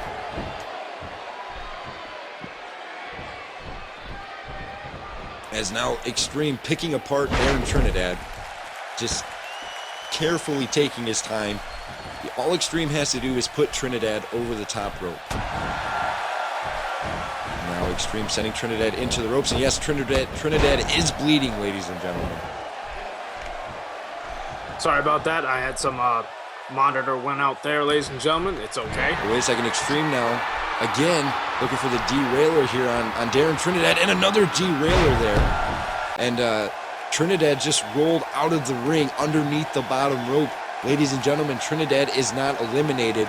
It looks like medical staff has now rushed the ring here to attend to Trinidad. It looks like Trinidad may be injured. And What was that? well, that means that I'm assuming we're just going to continue on until Trinidad is cheating. That's what he's doing. I don't think he's cheating. I think he's actually injured as Brick Wall here, making entrant number 12. From what It's this guy again. we're being notified right now on our headsets that we're just going to continue on through the Breakdown Rumble until Trinidad can return to the match. But they're keeping him at ringside. They're attending to him now as Brick Wall taking his time here coming to the ring. What? You see, he's cheating. That's why. I'm hurt. Next thing you know, he's in the ring. What, you know? Well, I mean, cheating. He is technically very hurt. I mean, as you can see the medical personnel attending to him up in the corner of the ringside area there, holding his ribs, feeling them, trying to make sure that they may not be broken. I mean, Extreme's Derailer is a very painful maneuver. As we're awaiting the arrival of this young man, he is the new Adrenaline champion, Calvin Carter. You know, he won that earlier tonight against Takamori. So in this bracket, so far, we've got Brick Wall, Calvin Carter, and Extreme. We're awaiting the arrival of 3 more individuals. And for this young man, for Calvin Carter, you know, he's got to be on cloud 9 right now. He won a championship earlier. You know, I'm surprised you're not downplaying him right now. I don't downplay the wrestlers, JD. You always are. No, I don't. You downplayed me being the world champion. You didn't believe But me. you're not the world champion. I know this for a fact that you're not the world champion in PWA. You're not there. You don't know. I am there. I'm there every night. I am the commentator of PWA. I call the matches. Yes. I've never seen you before. Really? You've never seen my lovely brown hair staring at you You're lying. in matches? You're a liar. I can tell that about you now. As entrant number 14 here, Gabriel Graves, this young man has had a lot of travel issues getting to the shows due to the weather that has been outside on the northeast coast of the United States. For the month of January here, Gabriel Graves has been stuck, unfortunately, in a lot of the snow-drifted areas, so a lot of flight cancellations and a lot of delays. So this is the actual debut of Gabriel Graves compared to when he was supposed to make his debut back at the beginning of January against the former James Anderson, who was released earlier this morning by FFW. Yeah, I don't believe that story either. I think he purposely delayed all those things. I think he did it on purpose so he didn't have to work. But if you don't work, you don't get paid. So I mean, I don't know what contract you have, but when I don't work, I still get paid because that's just the way things go. Look at this guy. This guy's the winner right here. He's gonna win it. entrant number 15, Tyrone Jennings. This is the halfway mark, ladies and gentlemen, of the breakdown. Halfway mark, meaning halfway to win for this guy. Halfway to win. I like your thought process there, JDL. Yeah. You ever heard of that? It's an old saying. Well, now it is. Now it is an old saying because you said it about 30 seconds ago. But Yeah. I'm not taking anything away from Tyrone Jennings, ladies and gentlemen. But You are. no, don't listen to JDL. I don't think that Tyrone can do this. He can't do it on his own. That's for sure. What? He can't do it on his own. That's why he's in a tag team. And look at this, his tag team partner, Damian Wallace, won the other half with Heresy and their partner, Victor Jones. So Damian and Tyrone are both in the same bracket. So clearly, you know these two are going to work together. Yeah, they are going to work together, and that's the best thing to do. That's the smartest thing to do. That's why I said halfway to victory. Now they're fully way to victory, and then they're going to end up in the ring together, and they're both going to settle out their problems. You know, you should really listen to me more. I know what I'm talking about. Definitely, you don't know what you're talking about. What? Most definitely, you have no idea what you're talking about, JDL. No. I hope that Damian Wallace gets eliminated first. He is a pompous young man. What is your problem? That's unprofessional. Well, here we go. We're getting this underway right away. And Calvin Carter, their big boot right to Damian Wallace from the get-go here. And Extreme making a beeline there for Gabriel Graves. And the big men, Brick Wall and Tyrone, there battling it out. The medical personnel still attending to Darren Trinidad. You know, so at least for the time being, Trinidad able to get a breather here. That's unprofessional. So you insult the wrestlers How dare you? Well, did you see that? Wallace able to pull himself back into the ring. I give Wallace credit being able to pull himself back into the ring. Oh, the one good thing you've done all night. I give him credit for that as Extreme there, that seated suplex inverted slam there to Gabriel Graves. This has been a very exciting breakdown run. I'm glad that you're my broadcast partner. I'm very glad for that. This has been a fun night so far, and we're only halfway through it, apparently, because we're only at entrant number 15. And I'm glad that I can put up with your stinkiness. You know, I don't know why between you and all the other commentators, you all feel like I stink. But honestly, I think it's you guys that stink. I think. Oh, that's... First of all, what cologne do you use? What body, freshener do you use? That's really rude. Well, I'm just saying that's a personal discussion for another day. But you can call someone pompous and arrogant and... Look at this, back and forth by Extreme and Gabriel Graves are going back and forth like you said. That's what I said. I was agreeing with what you said. As Extreme are trying to eliminate Gabriel Graves. You know, for a smart guy, you sure repeat yourself a lot. Well, it's not about repeating myself. I'm just reiterating the fact to the fans in attendance. Listen, we can't have this conversation around. Let's pay Gabriel Graves has been eliminated. Extreme now has the most eliminations in the match with 4. I got my eyes on Brick Wall. Brick Wall is the future. Like I said, he is a strong young kid. He's still hungry. He still wants it. He's gonna win this. He's the biggest one out of all of them. But I thought you said Extreme guy with no fucking... I'm sorry for swearing. No middle name or first name. But I thought you said that Tyrone Jennings was going to win that. Ladies and gentlemen, I do apologize for the crassness of JDL. Yes, I'm sorry for that. This is, unfortunately, this is live broadcast television, so it's hard to catch something like that as he's saying it. Otherwise, I wouldn't have let him say that, ladies and gentlemen. But, it does happen, as Extreme here, still with 4 eliminations. He has more eliminations than anybody else. And just to reiterate, JDL said that Tyrone Jennings was going to win this bracket. I did not. I never said that. That is exactly what you said. I deny that statement. You can deny it all that you... You make up stories a lot. That's your problem. You make up stories, you downplay people, and then you tell me something I'm not. I am the world champion. I picked up Bronson, Big Bronson. You know that guy that almost looks like Santa? I picked him up, Madison Square Garden, 60,000 people. You just haven't seen the video yet. Oh, well. I was there. Did you record it with Potato? Okay. You're mocking me, aren't you? I'm not mocking you, I promise. As Extreme there, running through Damian Wallace, just completely ran through him. Now look at Extreme here doing some work on Calvin Carter here in the corner. I'm waiting for Heresy to start working together and speak of the devil. Look at this Brick Wall now. Maybe getting he might be setting up for a pounding from Heresy here as Damian Wallace and Tyrone start working. They're starting to work together here in this matchup, and with them working together, there's a good chance that they could theoretically eliminate a lot of people here in the breakdown room. You see, the thing is, you get me so fired up, I start cussing.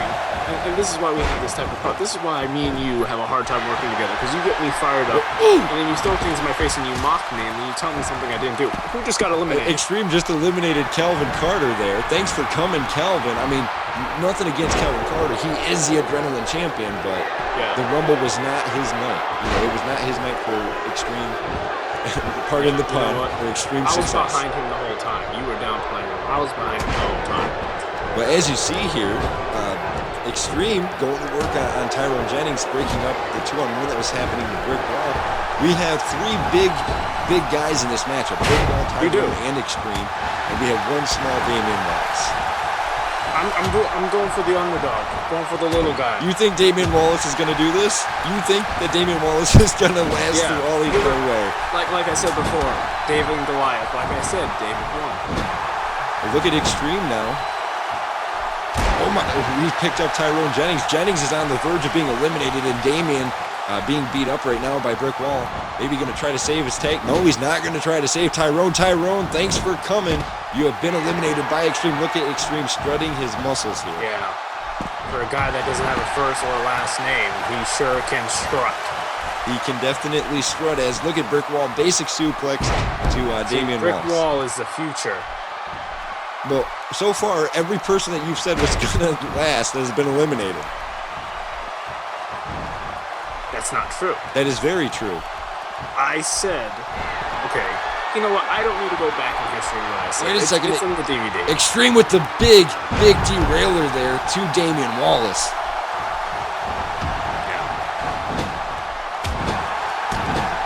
Yeah, people get derailed when he hears his name. That's what they do.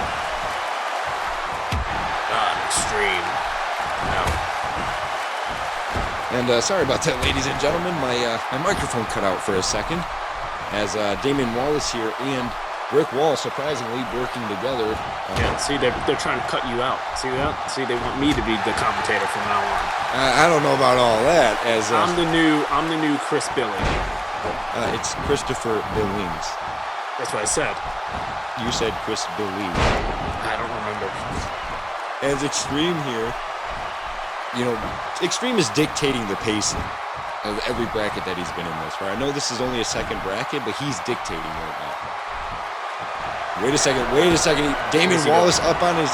Oh, Jesus! Just powerbomb to Damian Wallace. Oh, wait a second. Brick Wall might eliminate Extreme here. Baker allows that to happen? Well, this is anything goes in this environment. And wait a second. Oh! Power bombs like that. What a reverse, by the way. That's what I'm saying. Extreme now sending Brick Wall onto the apron. Brick Wall tried to pick it up off, pick up an easy win or elimination off of Extreme. Extreme at 7 eliminations, ladies and gentlemen. This is an unsafe work environment. I can tell you this now. People are getting powerbomb, dropping their head. You're downplaying people. It's a whole thing. Well, right now, Brick Wall with a big knee.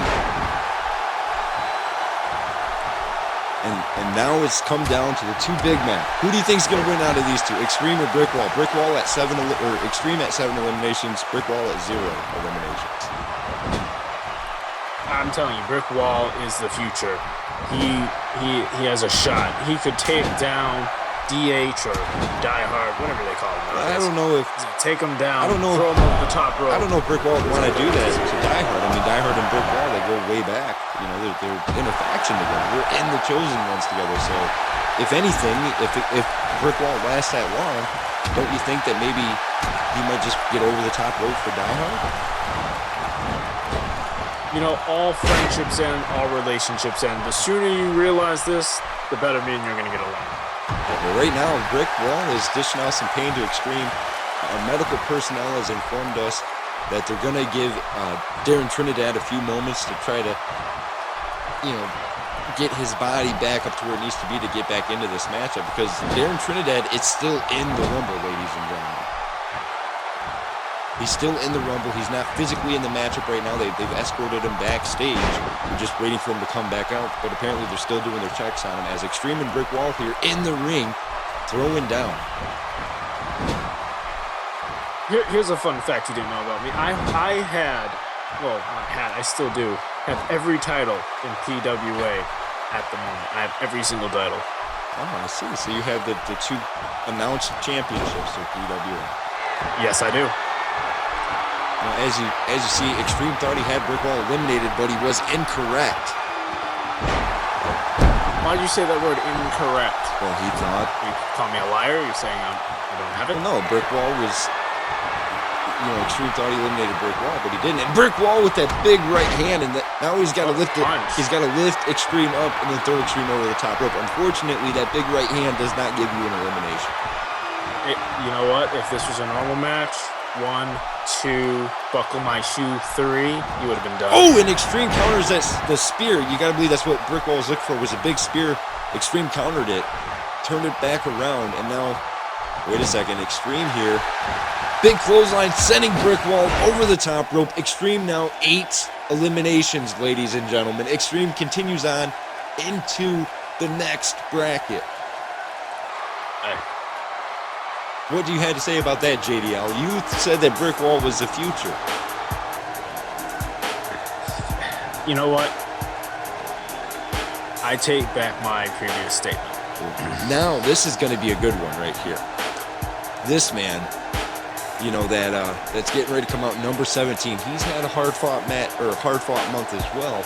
Not to the same extent of what Darren Trinidad has, but this man, Hollywood Ron Corleone, he's got, he's had a big target painted on his back by Steve Baker. He's been very outspoken against the Haynes brothers, Steve Baker, and Jerry Graham, the current FFW champion. So for Ron to be put into this Rumble, he had entrance spot number 29. He had entrance spot number 29, but he lost a match against Trey Haynes, which then put him at entry spot number 17. When I see Ron, I see an owl. When I think of an owl coming down, scooping down, and getting its prey. That it either fails or it succeeds. He has a 50-50 chance of winning tonight. I can definitely agree with that. At this juncture, anyways. Yeah. At this juncture, Hollywood Ron still has a 50-50 chance of going all the way through. I mean, Hollywood Ron, very strong. He's got a good amount of stamina, if I don't say so myself. I've had the pleasure of calling quite a few of his matches. Yeah. So I would definitely say stamina is in his favor. But this young man, Travis Porter, number 18, probably one of the smallest men in this bracket. But for Travis Porter, I mean, I love this kid. He's all about the fans, but I don't think that Travis Porter stands much of a chance.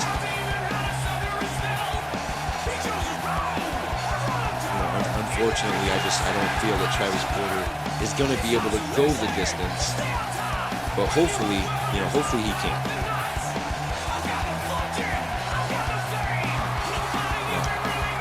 I'm sorry to say this, but I don't think Travis Porter has it in him. I think he has obstacles to overcome, and I don't think he's ready for this match.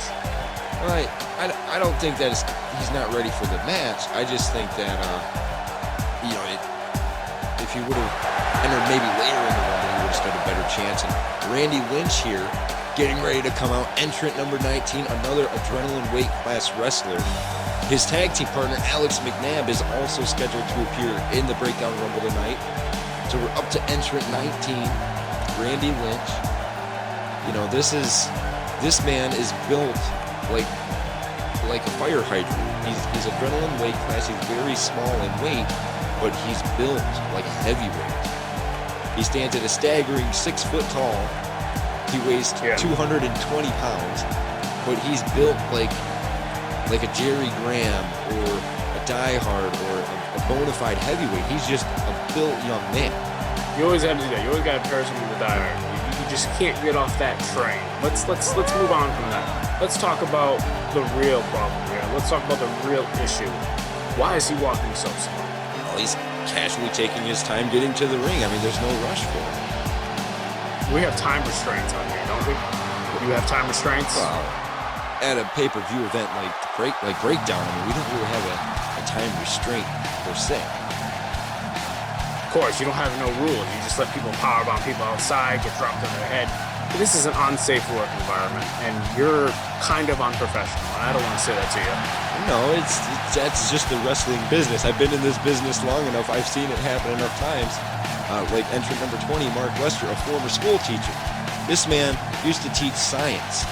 No, he didn't. Yes, the school teacher, number 20, Mark Lester. He hung up the notebooks in school for a pair of wrestling boots. I don't even feel like that's the proper wording. You can't hang up books. Well, you can if it's a binder. Okay. That's enough. Okay. You know what? Call this one. Don't correct me. Well, at this moment, the only thing that's going on is Mark Lester, taunting to the fans as he's getting in the ring, and we're waiting. Entrant number 21, the tag team partner of Randy Lynch, Alex McNabb. No one likes him. Well, we've got Alex McNabb and Randy Lynch in the same bracket. The last bracket we had not the Haynes brothers, but we had Heresy together. So I think McNabb and Lynch, I think that they might actually be able to do something cohesive and work together. It's a big word for you, cohesive. Well, I tend to use a lot of big words. Oh, of course you do. Look at McNabb here, a smile on his face. He's got a relatively good entrant number at 21. A very good entrant. You know what? He walks faster than the other guy. I'll tell you that, I walks a lot faster. I have a business meeting after this, and I can't, I have to do contract signing, I have to take pictures with my world title, and then I have to go pick up Bronson again at another showing that's not on TV or not aired, and you're not there to see it. I see. It's just a elusive matchup that's going to be happening, right? As you're seeing on your screen, our elimination counter, and again, before the officials can even signify go ahead and start, right from the get-go, these guys are just hungry, they're ready to go. Extreme with a staggering 8 eliminations so far, ladies and gentlemen. Look at that belly-to-belly by Ron there. Beautifully executed. Exactly. Look at Extreme here lifting up Travis Porter high above the ring here, slamming him down. Extreme probably could have eliminated Porter right there. That could break your ribs, what Extreme just did there. That drop down on the shoulder can break your ribs. It might break 2, maybe 3, or maybe 1. We don't know.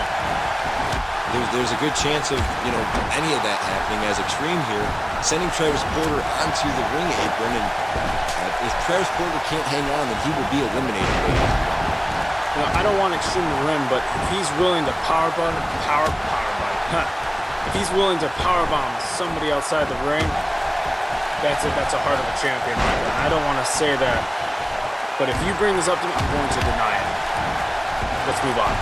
Okay, as Extreme here he's making his intent perfectly clear. He's trying to just eliminate Travis Porter.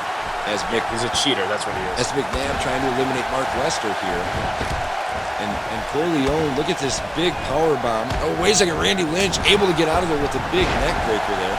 And now Travis Porter trying to eliminate Extreme. This is... I love the Rumble for the fact of how crazy it can be. And look at this. Extreme might be getting... Oh, no, Extreme fighting back. Again, like you said, the heart of a champion for Extreme. This could be the year that Extreme goes out. I don't remember saying that. That's ridiculous. But, let me tell you something. Bob.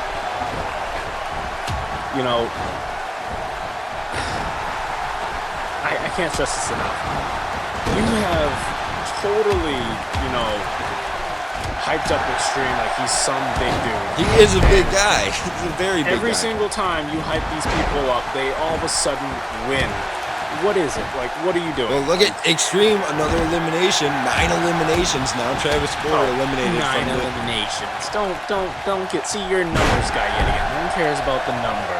Okay? They care about the winner. Statistics are everything. And wait a second. Look. Oh, Mark Lester double DDT to both McNabb and to Extreme. But Extreme starting to get back to his feet. See, double DDT, the number 2. Yeah. Numbers. It's all about statistics, JDM. That's what's important when it comes to matches. And Randy Lynch almost eliminated Corleone there. And look at... You're getting me flustered right now. That's what you're doing. You're flustering me. Look at Corleone trying to eliminate Lynch. As Mark Lester's going to go for a ride here from Extreme in your bottom right corner with the knee wailer. And McNabb saving his tag team partner. They're keeping his tag team partner in the matchup. You know what I hate? I hate the fact that sometimes I have to agree with you on some things. I don't like the fact that I have to do this. So don't rub it back in my face that I do it. Okay? Don't do that to me. Well, there's nothing wrong with admitting that I'm right. I don't want to. I mean, I am a professional broadcast. You keep saying that, but I don't believe you. My resume speaks for itself. I don't want to see your resume. You're not getting a job at PWA. I already have a job at PWA as McNabb and Lynch there. I'm there every taping as McNabb and Lynch working together here against Ron Corleone. Extreme singling out Mark Lester, and this is why I'm the pound for pound probably one of the best broadcast announcers out there. I'm not saying that because I'm arrogant, but it's just because I can call action when there's multiple men in the room. Oh, you know what? I'm gonna be the best. Wait, you just wait. We're gonna do commentary again one day, some way, somehow, and I'm gonna be there, and I'm gonna outshine you like I'm doing now. Well, outshine it. From what I understand, you're scheduled to be here on Monday, so I hope you show up. How do you know things before I do? Because I am literally part of the creative team of FFW, so I know when contracts are signed. This is this is ludicrous, my friend, and I'm not talking about. Well, look at McNabb and Lynch are working on eliminating Ron Corleone, and McNabb and Lynch working together as a tag team to eliminate one of the biggest men in this matchup. Wait, look at this. It looks like they might. Are maybe McNabb and Lynch going to duke it out here? Or are they going to... Oh, wait a second. Look at this. McNabb going for Extreme here. McNabb with that beautiful executed suplex. Sorry about that. You know, I got a weird smell. It was just you stinking. But yeah, beautiful suplex. Big head kick there. As, like I said, I mean, this is... The Breakdown Rumble is such an unpredictable matchup. I've seen many of these Breakdown Rumbles, and let me tell you, I was impressed with some of the talent and, you know, some of the things that came out of it. Well, you know, last year, the winner of the TPP Breakdown Rumble was Craig Hazard, and he went on to become the TPP champion at the time. Wow. You know, and for Extreme, when he made his debut in the Breakdown Rumble, or competed in the debut in Breakdown Rumble 2012, Extreme, like I said, he eliminated 15 people. He's already up to 9 eliminations. He's very close to breaking his record. Very, very close. Yeah. See, I don't believe in the numbers. I believe in the end result, and that is the win. That's all that should matter is the win. Numbers don't mean anything at the end of the day. Numbers don't get you victories. Well, the ending. Theoretically, numbers do get you victories. Okay. Yeah. You know, I like you like to brag about. I've been a wrestler for a long time. I know what I'm talking about. You've been a commentator. You're good at commentating. I'm a wrestler. You've had how many matches? One. Exactly. And I'm 1-0 as McNabb and Lynch. You're working together on Mark Lester, and Mark Lester has been eliminated. McNabb and Lynch, both 2 eliminations. You see, I was behind Mark Lester, and then you downplayed him, and he lost. This is it. I didn't downplay Mark Lester at all. You downplayed him, saying he wasn't going to win. I don't recall. I do recall. I don't remember that. As Randy Lynch here, you know, You're ridiculous. Unfortunately for Extreme, this is not a good situation. He's in there against a tag team. So if they work together, they can eliminate Extreme, I think. And look at this. Oh, Extreme rolled out of the way. On a turn of a dime, Extreme able to... Wow, what punches by Extreme there. Those were remarkable punches. Very, very... Reminds me of when I'm in the ring. Reminds you of when... I don't know if you're that good in the ring. See, now you're downplaying me. I'm just saying, Extreme has already eliminated nine people. You know, I'm going to go back on tape and see what you say about me on PWA. I'm pretty sure you don't work there, though. I'm guaranteeing you that I do. I've never heard of you in my life. Never in your life? Yeah. Okay. As McNabb and Lynch, you're working on Extreme, and that's the thing. Extreme's got to he's got to get some separation here, and that's just the truth. He's got to get separation between these two, otherwise Extreme is going to get a win over. It's a 2-on-1 environment. Extreme, like you like to say, with the numbers, he only has a 1 out of 10 chance of winning this. You know, and you know what? I'm gonna take that one where he's going to lose. You know. Well, even in this bracket, Extreme has a 33% chance. Okay. It's just, it's numbers, it's statistics, it's proof. You always do that to me. I say a number, you say a higher number. You can't just let me have my day. You can't. I'm just saying he's got he's got less than a 33% chance. Because if they work together to eliminate him, it's not going to end well. And that would make it almost 15%. Oh. Well, wait a second, Extreme. Oh! Wait, I thought for sure he's going to send him into the corner, but he didn't there. And Extreme with a big headbutt to McNabb. And Extreme hitting one knee, he's got to be getting tired. Seems a little bit dazed and confused there. He didn't know where he was, it seems like. Well, for the better part of the past few minutes, he's been smashed by 2 opponents at the same time. Yeah, I'm noticing this now. I mean, I hand it to Extreme. He's hanging in here. But wait a second. Extreme. Wait a second. Oh, and eliminating Randy Lynch, and McNabb did not help Randy Lynch.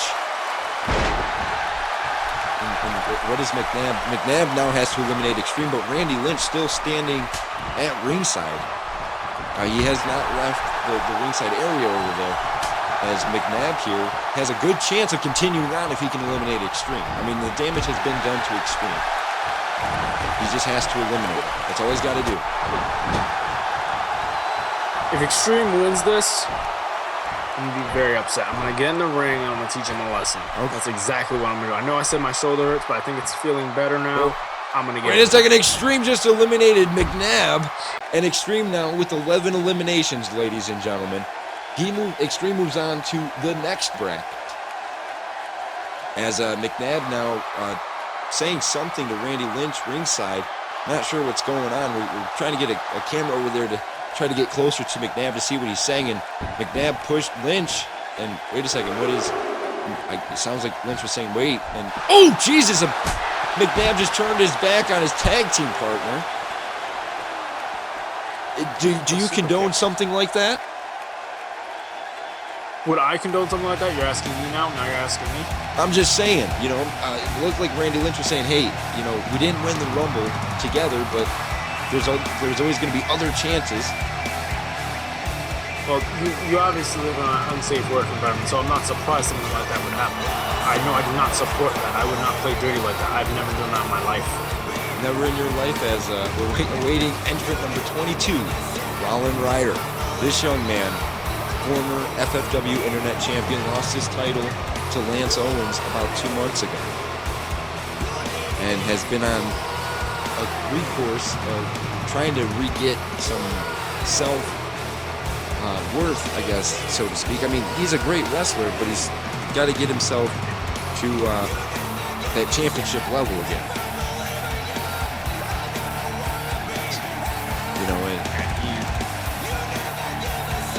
He seems like he could be a cheater. Oh, Rollin Ryder definitely, I've seen him step outside of the rules. I've seen him attack wrestlers after their matches. That doesn't surprise me one bit. But you're talking about, JDL, you're talking about stepping outside the rules and never doing a dirty tactic in your life. But I literally saw you last night, on Friday night, on PWA Live. I saw you win your match with a low blow.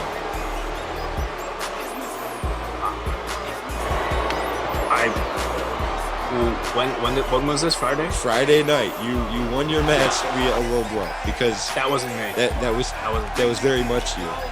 The company is trying to frame me. They're trying to make me look bad. So it's a common misperception. They've been doing it for years. Before we went national on TV, they were doing it for years. Okay, all right. As not me. Yeah, definitely not you, right? Of course no. And ladies and gentlemen, just keep in mind tomorrow night, PWA brings live to you the first pay-per-view for PWA, Adrenaline, and the man next to me, JDL, will not be. He's not scheduled on that show, ladies and gentlemen. As Lance Owens getting ready to come to the ring, entrant number 25. Why do you keep saying that? I'm just letting you know that you're not scheduled to appear at all. I want to talk.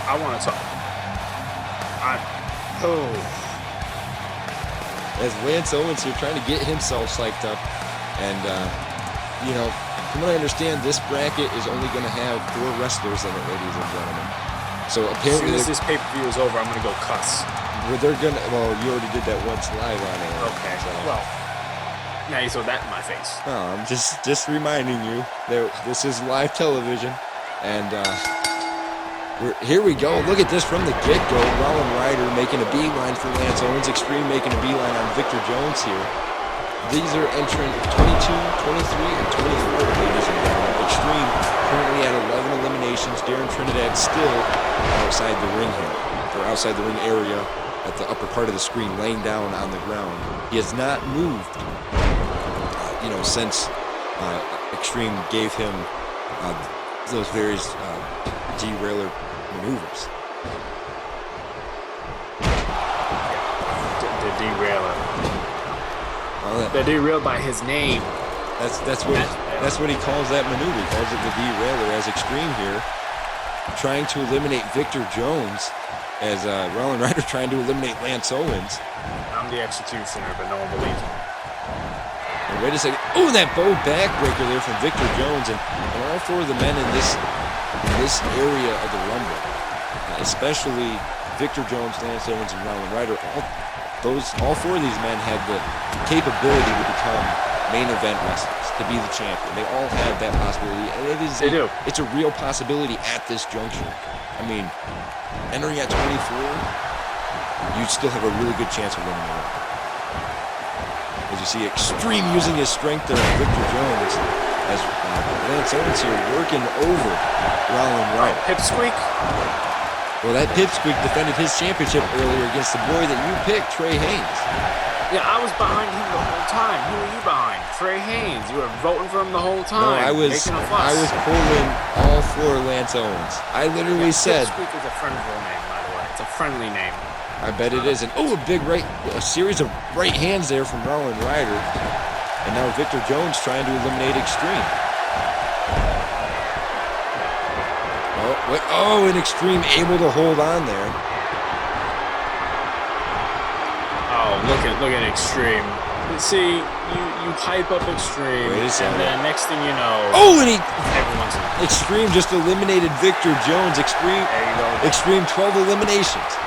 He is 3 eliminations from tying his 2012 record. And there's still 6 positions left in the Rumble. No. Extreme could do it. He could break his record he cannot. and become the winner of the Breakdown Rumble. Look at this, Extreme slamming down Lance Owens. It looks like Rollin Ryder's trying to get Extreme to work with him. You ever heard of Jack and the Beanstalk? Yes. Okay, there was a giant up there, Jack one. Pipsqueak's gonna do it, and that's a friendly name. That's not an insult. It's a friendly name. He's gonna take out this guy over here in the white, and he's gonna take out Mr. One Name Extreme. I hope that Lance Owens does. It would be spectacular if Lance Owens could do that. I think it would make for an amazing night for Lance Owens. Imagine defending your championship and winning the Rumble. It would be amazing. For me personally, I would love for everybody to win the Rumble, but I know that can't happen.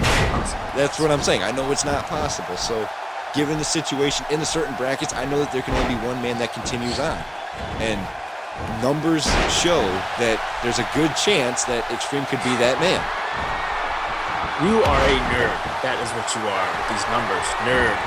Every time you say numbers, nerd. I'm going to say that to you. Okay, that's perfectly fine because Extreme still has 12 eliminations. Nerd. How many eliminations do you have?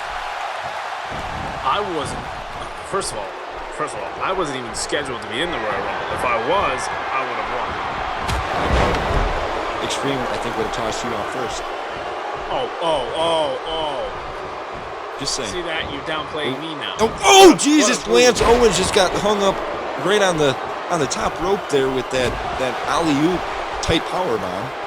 Might have lost some teeth there. That's what I'm saying. I mean, but Lance Owens resiliently pulling himself back to his feet, trying to stay in this, trying to keep himself in this at all costs. And wait a second, now Extreme here. He might be looking for another derailer. Big derailer there to Lance Owens. Ryder going off the ropes, and he hit out the knee of Extreme, and that's what they've got to do in this situation. They've got to, even though there's differences between Ryder and Owens, they have to work together to eliminate Extreme. Not only his knee, he hit the side of his knee. So, that's more painful from that's more painful from a front or back. He hit the side. Your knee doesn't even bend that way. Yeah, exactly. I mean, there's only one man I've seen their knee bend that way, and that was somebody you told me not to mention anymore, so. You did it again. You bring up him again. What, are you on his fan club? What?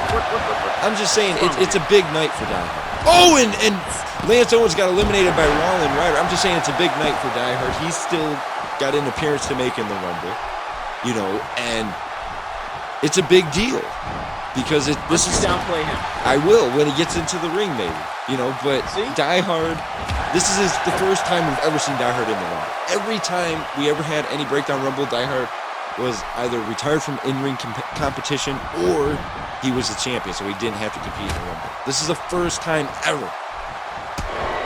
You see, you choose who to downplay. That might be your thing, but that's not mine. I downplay the people I know that are actually going to lose. I know they're wimps. They're not going to go anywhere in this business. That's what I do. Well, Ryder, as you saw, with that head kick there to Extreme, and now calling Extreme to his feet, and Ryder stands a good chance of winning this. Ryder has no chance of winning this, okay? He has a great chance here. As he's in the ring with a guy that has no first or middle name. And 12 eliminations. Nerd. And, Ryder, big right hand there right to the ribs. And as much as you may say that he has no chance of winning, he's giving Extreme a run for his money. He is. And I'm going to agree with you. I don't want to agree with you, but I'm going to agree with you. And I don't choose to. We just happen to have to share the same type of opinion, you know? So, yeah. Well, look at Ryder here. Gonna fly that diving forearm there right onto the chin of Extreme, and that's not gonna do your teeth any favor. But Extreme, big backdrop there, turning it around. You know what I like about Ryder? What do you like about Ryder? He actually has a reasonable name. Yeah, that's his first and last name, Ryder. Yeah, reasonable. Okay, as Extreme tossing Ryder into the corner there. And Ryder doesn't think about numbers. Are you sure? He just wants to win. Because Ryder has 2 R's on his tights there. Just pointing out more numbers for you. What is wrong with you? You are a nerd. Wait a second, Extreme. Big boot to Rowland Ryder. Elimination number 13 for Extreme. As we are awaiting the arrival of entrant number 25, ladies and gentlemen. I'm hearing a theme song play. I'm not really sure who this is. I can hear it playing, but for Extreme, this is big. He's at 25. He's almost won the Breakdown Rumble. Yeah, almost. He's close. He's extremely close. Pardon the pun. As Extreme. Well, wait, that is Jordan Moore, and only in FFW or TPP, under the TPP 2K umbrella, can you see wrestlers of years past making appearances in the Breakdown Rumble. The last time I saw Jordan Moore compete was over 2 years ago, and he looks like he's in great shape here. And he's a former tag team partner of Extreme. Back in 2011 and 2010, they were tag team champions, multiple-time tag team champions. Former tag team champions are going to go at it here. I don't know how you remember all this stuff. I would never remember any of this stuff that you're talking about. Well, there are important events that happened within TPP, FFW, in the TPP 2K umbrella history. So I'll never forget. Nerdy stuff. No, not nerdy stuff. And looking at Extreme saying it's game over for Jordan Moore, but Jordan Moore's going to come out swinging. But Extreme here, big counter. Who's your prediction for this small bracket of 2 people? Well, take away the numbers and nerd calculations that you come up with in your head. I'm with Moore on this one. I think that Jordan can do it. I mean, he's done miraculous things. He's one of the first men to, pin Die Hard for the TPP championship at the time. Yeah. But Extreme has been in here a long time. He's a strong son of a gun. See, yet again, you downplay the character I have, and whatever with Extreme, you hype him up like he's some type of big dude with muscles and long hair. But he is a big dude with muscles and long hair. I'm just pointing out the obvious. Have you ever even been to prom before? Has a girl ever talked to you in your life? I was married. You were married? Whoa, really? You were? Yes. Yeah, she probably got tired of your numbers. Well, maybe she did, because I did make a 6-figure income, though. Maybe that just wasn't enough. Oh, now you're gonna... Oh, okay, now you're gonna brag about your salary. Just pointing out more numbers for you. JDL. All right. Moore stomping away here. Look at those punches by Moore. See, Moore has the potential. He has 2 names. He has 2, for a name. He doesn't just have 1, He has a first, a middle, and end, Yeah. And Extreme over here, just Extreme. Oh, boring. get a job. Well, I mean, look at Extreme, but he's making these wrestlers job to him right now. I mean, he's doing it. That's funny how you say the word job. Extreme I'm trying to say. going off the ropes. You might be looking to eliminate Jordan, but wait a second. Jordan pulled down the top rope, and Extreme has been eliminated. That's right. Thank you. Thank you.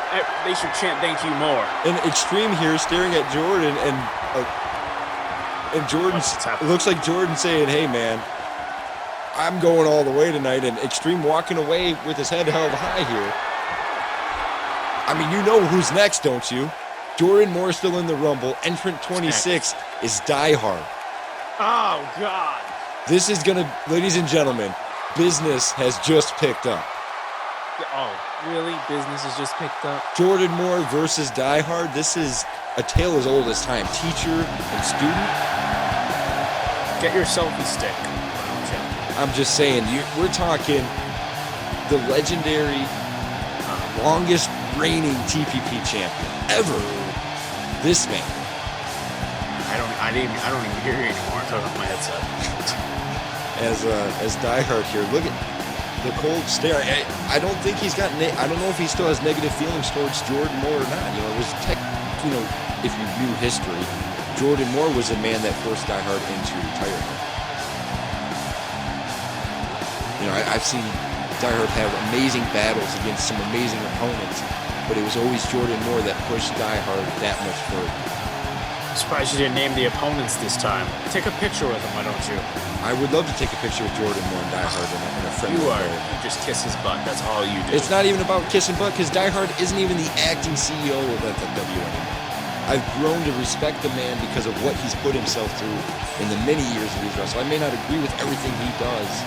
When he's in the ring, I mean, he steps outside the rules, and typically the fans boo him, but they're cheering him right now. So I have to be supportive of Die Hard, because he changed something in his life to where apparently he appreciates the fans again. And that's a big thing for Die Hard, because he spent the past, 15 years being booed by fans. And Die Hard there, the big slap on the headbutt, and this is where it's going to get intense. These two, I don't think there's any love lost between them.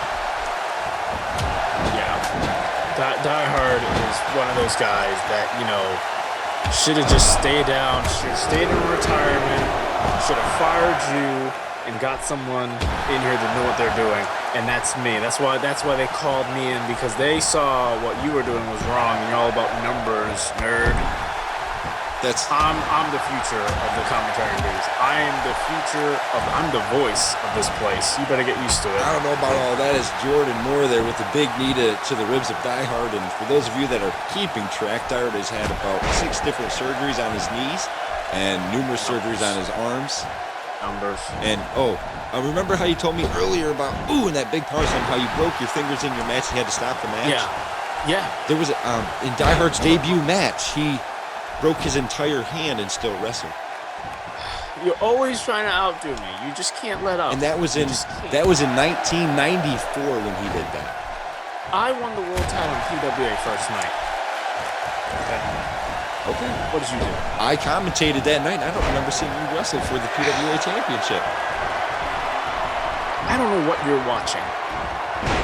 Well, as you see, Die Hard is pummeling Jordan Moore right now. This is vintage Die Hard. Look at this, Die Hard from the second rope. This is high risk for Die Hard. This is high risk for Die Hard. Yeah, this is about the size of his bed frame. This is where he jumps off. And wait a second. Jordan turns around and Die Hard. And he misses as Jordan Moore sidestepped it. Jordan, and that's the thing. These two know each other very, very well. They know each. Die Hard needs glasses. That's what he needs. Well, Die Hard is currently the oldest man on the roster. How old is he? I believe, let's see, Die Hard was born in 1969. Right. So, he's almost 50 years old. He's... 50. That's interesting. 47, 48. 47, or 46 or 47 is how old Die Hard will be 47, I think, this year. Clearly the oldest man currently wrestling. Why is he in the match? Honestly, because he was killing my career. He was forced into the match. He was forced into active competition by Steve Baker. And you know what? I think that the aged Die Hard is even better than he was before. I mean, he may not have the same stamina he had 18 years ago. You know, he may not be able to do a whole bunch of high-flying moves and things like that, but I think he's even better now than what he used to be. The legend is even better. Every time I would play a wrestling game, I would make him lose to me. That's what I would do. And Jordan Moore there with that double axe hammer right across the face of Die Hard, and neither one of these guys have tried to eliminate each other. They do. I hope they realize that they have to throw each other over the top rope to win. Like that's how you win this segment. That's how you win. Yeah. I don't. You see, there you go. Now, actually, I was about to disagree with you, but you actually made a good point. This is how you win. Oh, he reversed it. Oh, what a move. But yeah. Wait a second, Die Hard setting it up. No. The Die Hard drop and Jordan Moore. No. Moore, get up. Get up. Don't let him do this to you. He's bringing you down. He's I'm next to a negative Nancy. Get up. Wait a second. Die Hard here in a big hot shot, sending it right across the chest there, using the ropes as leverage. And like I said, I may not agree with everything that Die Hard does, but like I said, given Die Hard's age, he's gotten better with time. No, this is not the end for Moore. Moore's gonna come out the winner. He's going to go on, and he's going to proceed, and he's going to have a great career, and he's going to be a multiple-time world champion. He's going to have so many world champions, you can't even calculate the numbers. Well, you know, Jordan Moore, and more statistics for you, Jordan Moore is the only man in all of TPP 2K history to hold every championship at one time. The only man. He's held all variations of the tag team titles. He held the old hardcore championship. He held the $1 Million Championship. Nice. He held the Internet Championship. He also held the Intercontinental Championship and the TPP Championship. Jordan Moore is the only man in history to hold every single championship. More than Die Hard.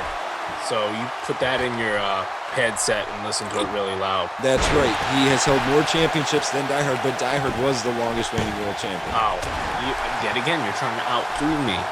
Stop it. Well, look at Die Hard, your big right hand. Another big right hand. More. This is not happening right now. Can we cut to commercials? No, there's no more commercial breaks. And as you saw, Die Hard there with that knee brace, using his knee brace as a weapon there, smashing the forehead of Jordan Moore up against that brace. Wait a second, Jordan Moore out of nowhere. And Die Hard may be bleeding, ladies and gentlemen, as Jordan Moore taunting to the fans, saying, I'm doing this. Jordan Moore stands a good chance of eliminating Die Hard here, but Die Hard counters with the big left hand, and yes, Die Hard is bleeding, ladies and gentlemen. Die Hard's punches are so hard, you can hear the smack from here. That's what I'm saying. Die Hard pulls no punches, ladies and gentlemen. Wait a second. What is Die Hard thinking? There's a second knee and a third knee, and wait a second. Jordan Moore's been eliminated. What? Die Hard continues on in the Breakdown Rumble, ladies and gentlemen. Get back up, Jordan. Jordan has been eliminated. And look at this. I'll get in there. I don't think this is the last chapter for these two. I would love to see them go at it where there wasn't an over the top rope elimination. I would love to see that one more time, maybe sometime down the line. I mean, look at Dyer telling Jordan he was thinking ahead there. I'm gonna get in there and get him. Die Hard only has to go through 4 men. Actually, 5, I guess, since Trinidad is still technically in the Rumble. But 5 men, that's all he's got to do. I would get in there and teach that old man a thing or two. Well, you're more than welcome to jump in there right now and go compete against Die Hard. And why? You know what? Why are the Haynes Brothers theme song playing? Why is their theme song playing? It would be playing? unprofessional if I was. Trey Haynes is not scheduled to be in the Rumble yet. He's entrant 29. We're only up to entrant 27, ladies and gentlemen. What is going on? Okay. What is going on? Somebody. Wait a second. Drew Haynes is number 27. Is that a fan coming out of the audience right now with a belt? No, that is Drew Haynes, who holds the $1 Million Championship because Steve Baker basically gave it to him, putting him in a match against Junior after Junior just competed in a 2-on-1 matchup. Where is your security? That's my question. Well, and the Haynes Brothers theme song is still playing, and don't tell me that. Oh my goodness, ladies and gentlemen, Ryan Haynes 28, and entrant 29 is Trey Haynes. Ladies and gentlemen, that's all 3 Haynes brothers at the same time against one Die Hard. Good. How can you say this is great? This is great. This is horrible. This is atrocious. make it sound like a bad thing. This is a horrible thing. This is the only way the Haynes truly strive is in a 3-on-1 environment. Die Hard is an old dog who needs to be put out in back and put down. Well, this man, These guys are the ones to do this it. man, Trey Haynes, man. you know, he lost earlier to my boy Lance Owens. No, I was behind Lance Owens. You were behind this guy. You called him Conan. I heard you. No, and as you see, Die Hard he was in the ring. It's not on your guys' screen yet, but he gave a very cold stare to all three of the Haynes brothers. I think Die Hard's coming to fight, but I don't know how much fight Die Hard has left in him. I mean, this is a 3-on-1. The numbers game ultimately is going to work against Die Hard. You know, that's the way it is. There's no way around it. You know, not at all. And and big clothesline there from Trey Haynes, and now look at this. Just Yeah, beat on him. Get him. this is not even. This should not be happening. Oh, and a dirty eye This rip. is happening. Enjoy it while you can, because it's the only time we'll ever see it. There we go. Get him. Can't we get entrant 30 to come into the ring, or get Darren Trinidad back in there? At least try to even it out a little bit. Die Hard has nothing right now. He's got nobody backing him in this situation. I know Die Hard made a career in TCO out of using the numbers game to his advantage. He doesn't need anything else. He's past his prime. He's ready to go. Get him. Beat him down. Someone pick him up and powerbomb. Look at the Haynes are just tearing apart Die Hard. Yep. You know, You know what the problem is with the Haynes brothers? They have no direction. They need a manager like me to guide them to take out this old man. oh, wait a second. Drew might be trying to eliminate Die Hard here. Get him. And whoa, wait a second. Die Hard's hanging on there. He's dangling on the edge there. Let go of it, Die Hard. Die Hard trying to hang on for dear life here. But wait. And Die Hard hangs on. Look at that. Die Hard's still fighting here. What is with this guy? Why are you behind this old man? How can you not support Die Hard in this situation? He's in a 3-on-1 and he's still fighting. Look at. I got one word for you, actually. Haynes. And these guys are the future. Wait a second. What's going on here? What's happening? The Haynes brothers are. Wait a second. They're trying to pull himself back up. Get him. And wait a second. Drew, Ryan Haynes here with that wrestling mat slam, a basic wrestling mat slam, nothing fancy, just using his strength, you know, as his greatest weapon. Get him. And wait a second. Please do something. Oh my God. What's happening? What is? He's gonna, Wait a second. Look at. Oh God. he's gonna do that spider thing again, that creepy thing that I. He calls this. Not He expected. calls it the kiss of death here, and emphatically kissing the forehead of Die Hard, and God, that's gotta be it. Yeah. As What's happening? the Haynes brothers here, as Drew Haynes is hoisting Die Hard up, and ladies and gentlemen, I don't like the way this is going to happen. I don't think this is going to be a good night for Die Hard. And look at Ryan Haynes now has the limp body of Die Hard. Die Hard barely hanging on the ropes here.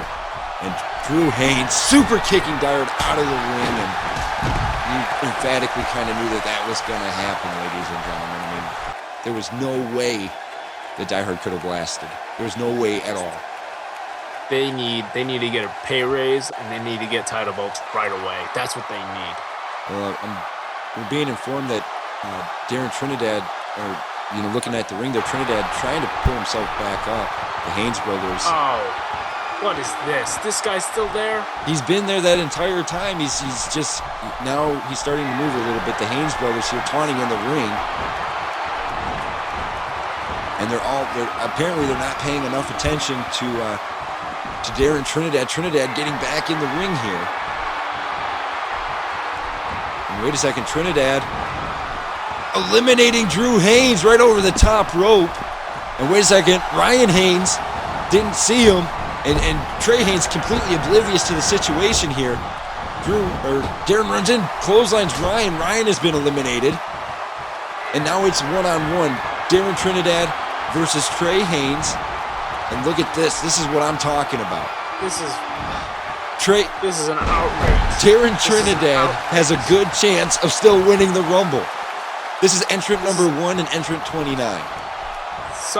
Is there another Haynes person out there somewhere to help us? No, there's only 3 Haynes brothers. this is all, and Ryan and Drew have not left ringside yet. 3 is so uneven. It makes me very nervous that they haven't left ringside yet, as Trey Haynes here starting to, try to work on Darren Trinidad, but Trinidad, big jawbreaker, bringing it back here. Trinidad trying to keep his focus on Trey, but, it's hard to keep your focus when you've got 2 other men standing outside the ring, chomping at the bit. And Trinidad trying to do a little bit of damage here to Trey Haynes, just trying to even it out maybe. But Darren Trinidad could go all the way tonight. Trinidad is a hurt puppy. Ooh, He needs to be put down, just like Die Hard. They need to end him. They need to get in the ring, beat him down, and throw him over that top rope and make moves after that. You know? Well, wait a second. No. No. Trinidad might be trying to set something up. Wait a second. Trinidad going off the ropes. And a big standing super kick there. It did not eliminate Trey Haynes, though, and now Trinidad calling Haynes to his feet. And wait a second. Trinidad, the double underhook, and that big DDT. And for Trey Haynes, now Trinidad's got to hoist up that big carcass of Trey Haynes. Don't call Wait me a second. Oh my God, and he eliminated Trey Haynes, ladies and gentlemen. Trey Haynes and Darren Trinidad, I think he's won the Rumble. Oh, no. I think Darren Trinidad's going to FFWX, ladies and gentlemen. Ugh. The Haynes brothers have not left ringside yet, but Trinidad has every reason to be celebratory right now. Every reason in the world. And wait a second, now the Haynes brothers getting back into the ring here, but Trinidad trying to fight him off, and this is what I'm talking about. Trinidad, he needed to be prepared for this, and wait a second, Trey Haynes is back on his feet, and now the Haynes brothers here starting to commence the attack. Drew off the ropes, that big curb stomp. And wait a second, Ryan trying to pull himself up. The referee trying to get some order in here, trying to separate everybody, trying to get the Haynes brothers out of the ring, but they are not leaving here. There we go. This is what needed to happen in the beginning. Wait a second. Ryan with that gut-wrench powerbomb. And, oh my God, another kiss of death here from Trey Haynes. And we saw this at the end of Strike Zone on Thursday. This is what they did to Trinidad, which caused the injuries, caused the bandage to need to be on the body. And look at this, the kiss of death there from Trey Haynes. There we go. Beat him down, boys. That's it. See, this is what should have happened in the beginning of the Royal Rumble. But you see that the Haynes brothers have all been eliminated. They've all been, and look at this, now the Haynes are leaving the ring. But my question is, who's entrant 30? Well, I don't know. You got all the numbers over there. Well, nerd. I don't know exactly who's the entrant. Calculate. Get your calculator out. I can't calculate it. It's at random, but I recognize the theme song. It's been a couple years since I've heard this. And ladies and gentlemen, number 30, the man that Die Hard, put into early retirement, but apparently he is back. Entrant number 30, the man that we should all be happy to see. This man, Damian Gamer, number 30. Another guy that's going to be hyped up and everyone else is going to be downplayed again. No, because at this juncture, now the real question remains, can Trinidad do it? Can he go the full distance? We now know that entrant 30 is Damian Gamer. And Damian Gamer looked like he's in great shape here. He's had the past 2 years to get ready for this, or the past year and a half or whatever. And Trinidad has been in this Rumble for over an hour, ladies and gentlemen. Over an hour. Do you think, who's your vote here? Trinidad or Gamer? Trinidad. You're pulling for Trinidad? All right. As much as I don't want Trinidad to win, I'm just going to go against the guy that you're favorite. I'm almost wanting to agree with you at this juncture. I don't mind who wins between these two. Don't agree with me. Wow. Don't agree. I think Trinidad could do this, but he's taking a lot of damage. He's taking a ton of damage tonight, ladies and gentlemen. And we're getting ready. And I mean, look at the stare down here. Trinidad and Gamer. These are the final two in the Breakdown Rumble. Gamer was thinking about it there if he wanted to get into the ring. Gamer has not officially entered the Breakdown Rumble yet. Gamer almost to that official point. And now it's official. Gamer's in the Breakdown Rumble. And here we go. Big back chop from Trinidad there. And Gamer firing back. And one strike from Gamer, and Trinidad was already groggy. And, big right hand there, and another big right hand. And this is what I'm talking about, like, in this situation, Gamer clearly has the advantage. Trinidad's been in here for over an hour. He's got Trinidad up on his shoulders. Trinidad's what? Say that again? Trinidad has been in this matchup for over an hour. No, he's been laying down for over an hour, okay? He's been taking nippy naps, okay? He's been rejuvenating. He's been cheating his way to the top. But just a few moments ago, you saw the Haynes brothers tear him apart. Oh, couple little bumps and bruises. He'll get through. That's nothing compared to what happened to me. Oh, and a big right hand there from Gamer. Gamer's doing a lot of body shots here to Trinidad. He's not pulling any punches in that sense. And the big spine buster there, and that's not going to do the ribs any favor. And look at Gamer. Gamer looks game tonight. He came prepared. He's got a very good entry spot at number 30. And now he's able to pick apart the number 1 entrant. This has never happened before in TPP or FFW history. Entering at number 1 and lasting all the way until the end. It's never happened. I did it one time. It's an organization not heard of, though. I did it. Okay, did you win? That doesn't matter, okay? It doesn't matter when I want to lose. Oh, okay. I thought you said that wins and losses are the only thing that matter. The numbers don't matter. See, a negative work environment is not good. You need to be more positive. Trinidad runs in with a big drop kick. And ladies and gentlemen, I'm super excited. This is it. There's nobody else to come out. There's nobody else. One of these men are going to face Jerry Graham at FFWX for the FFW Championship. And Gamer going off the ropes, but and a big elbow there. Yeah, Are you still going with the same prediction of Gamer winning? Trinidad winning? See, you're even confused. You don't even know who I picked. See, you're not even paying attention to what I'm saying. Let me tell you. I don't want Trinidad to win, but you got really excited about this Damien? Gamer? No, Damien Gamer. Okay, Gamer guy. You got really excited about him. So I want the Trent to win, okay? Hashtag Trent on Twitter.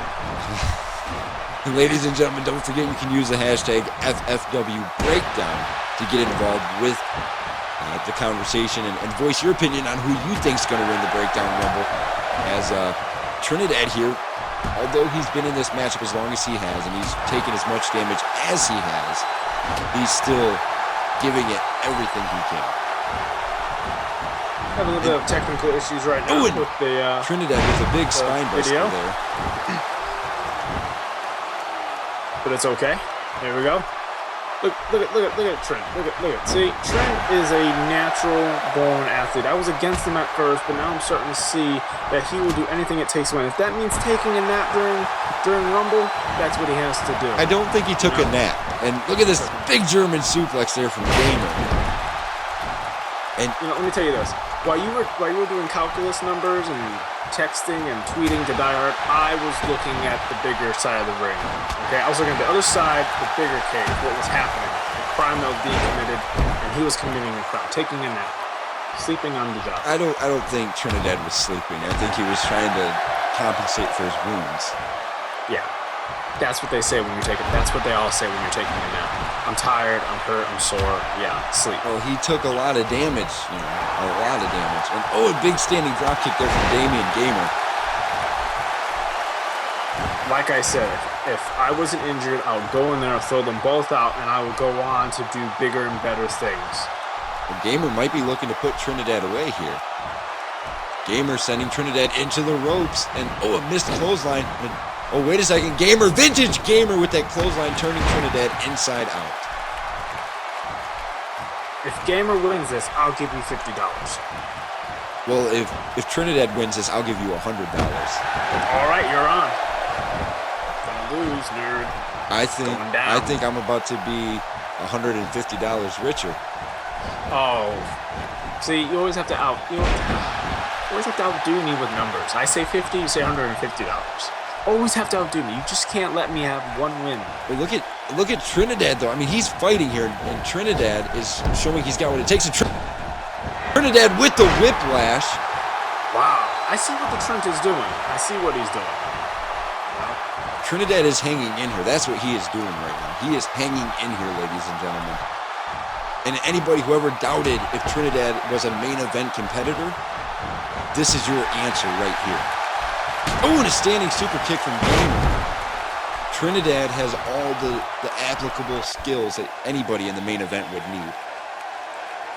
And Trinidad, it looks like Trinidad's trying to crawl towards the ropes, and Gamer's just pacing in the ring here.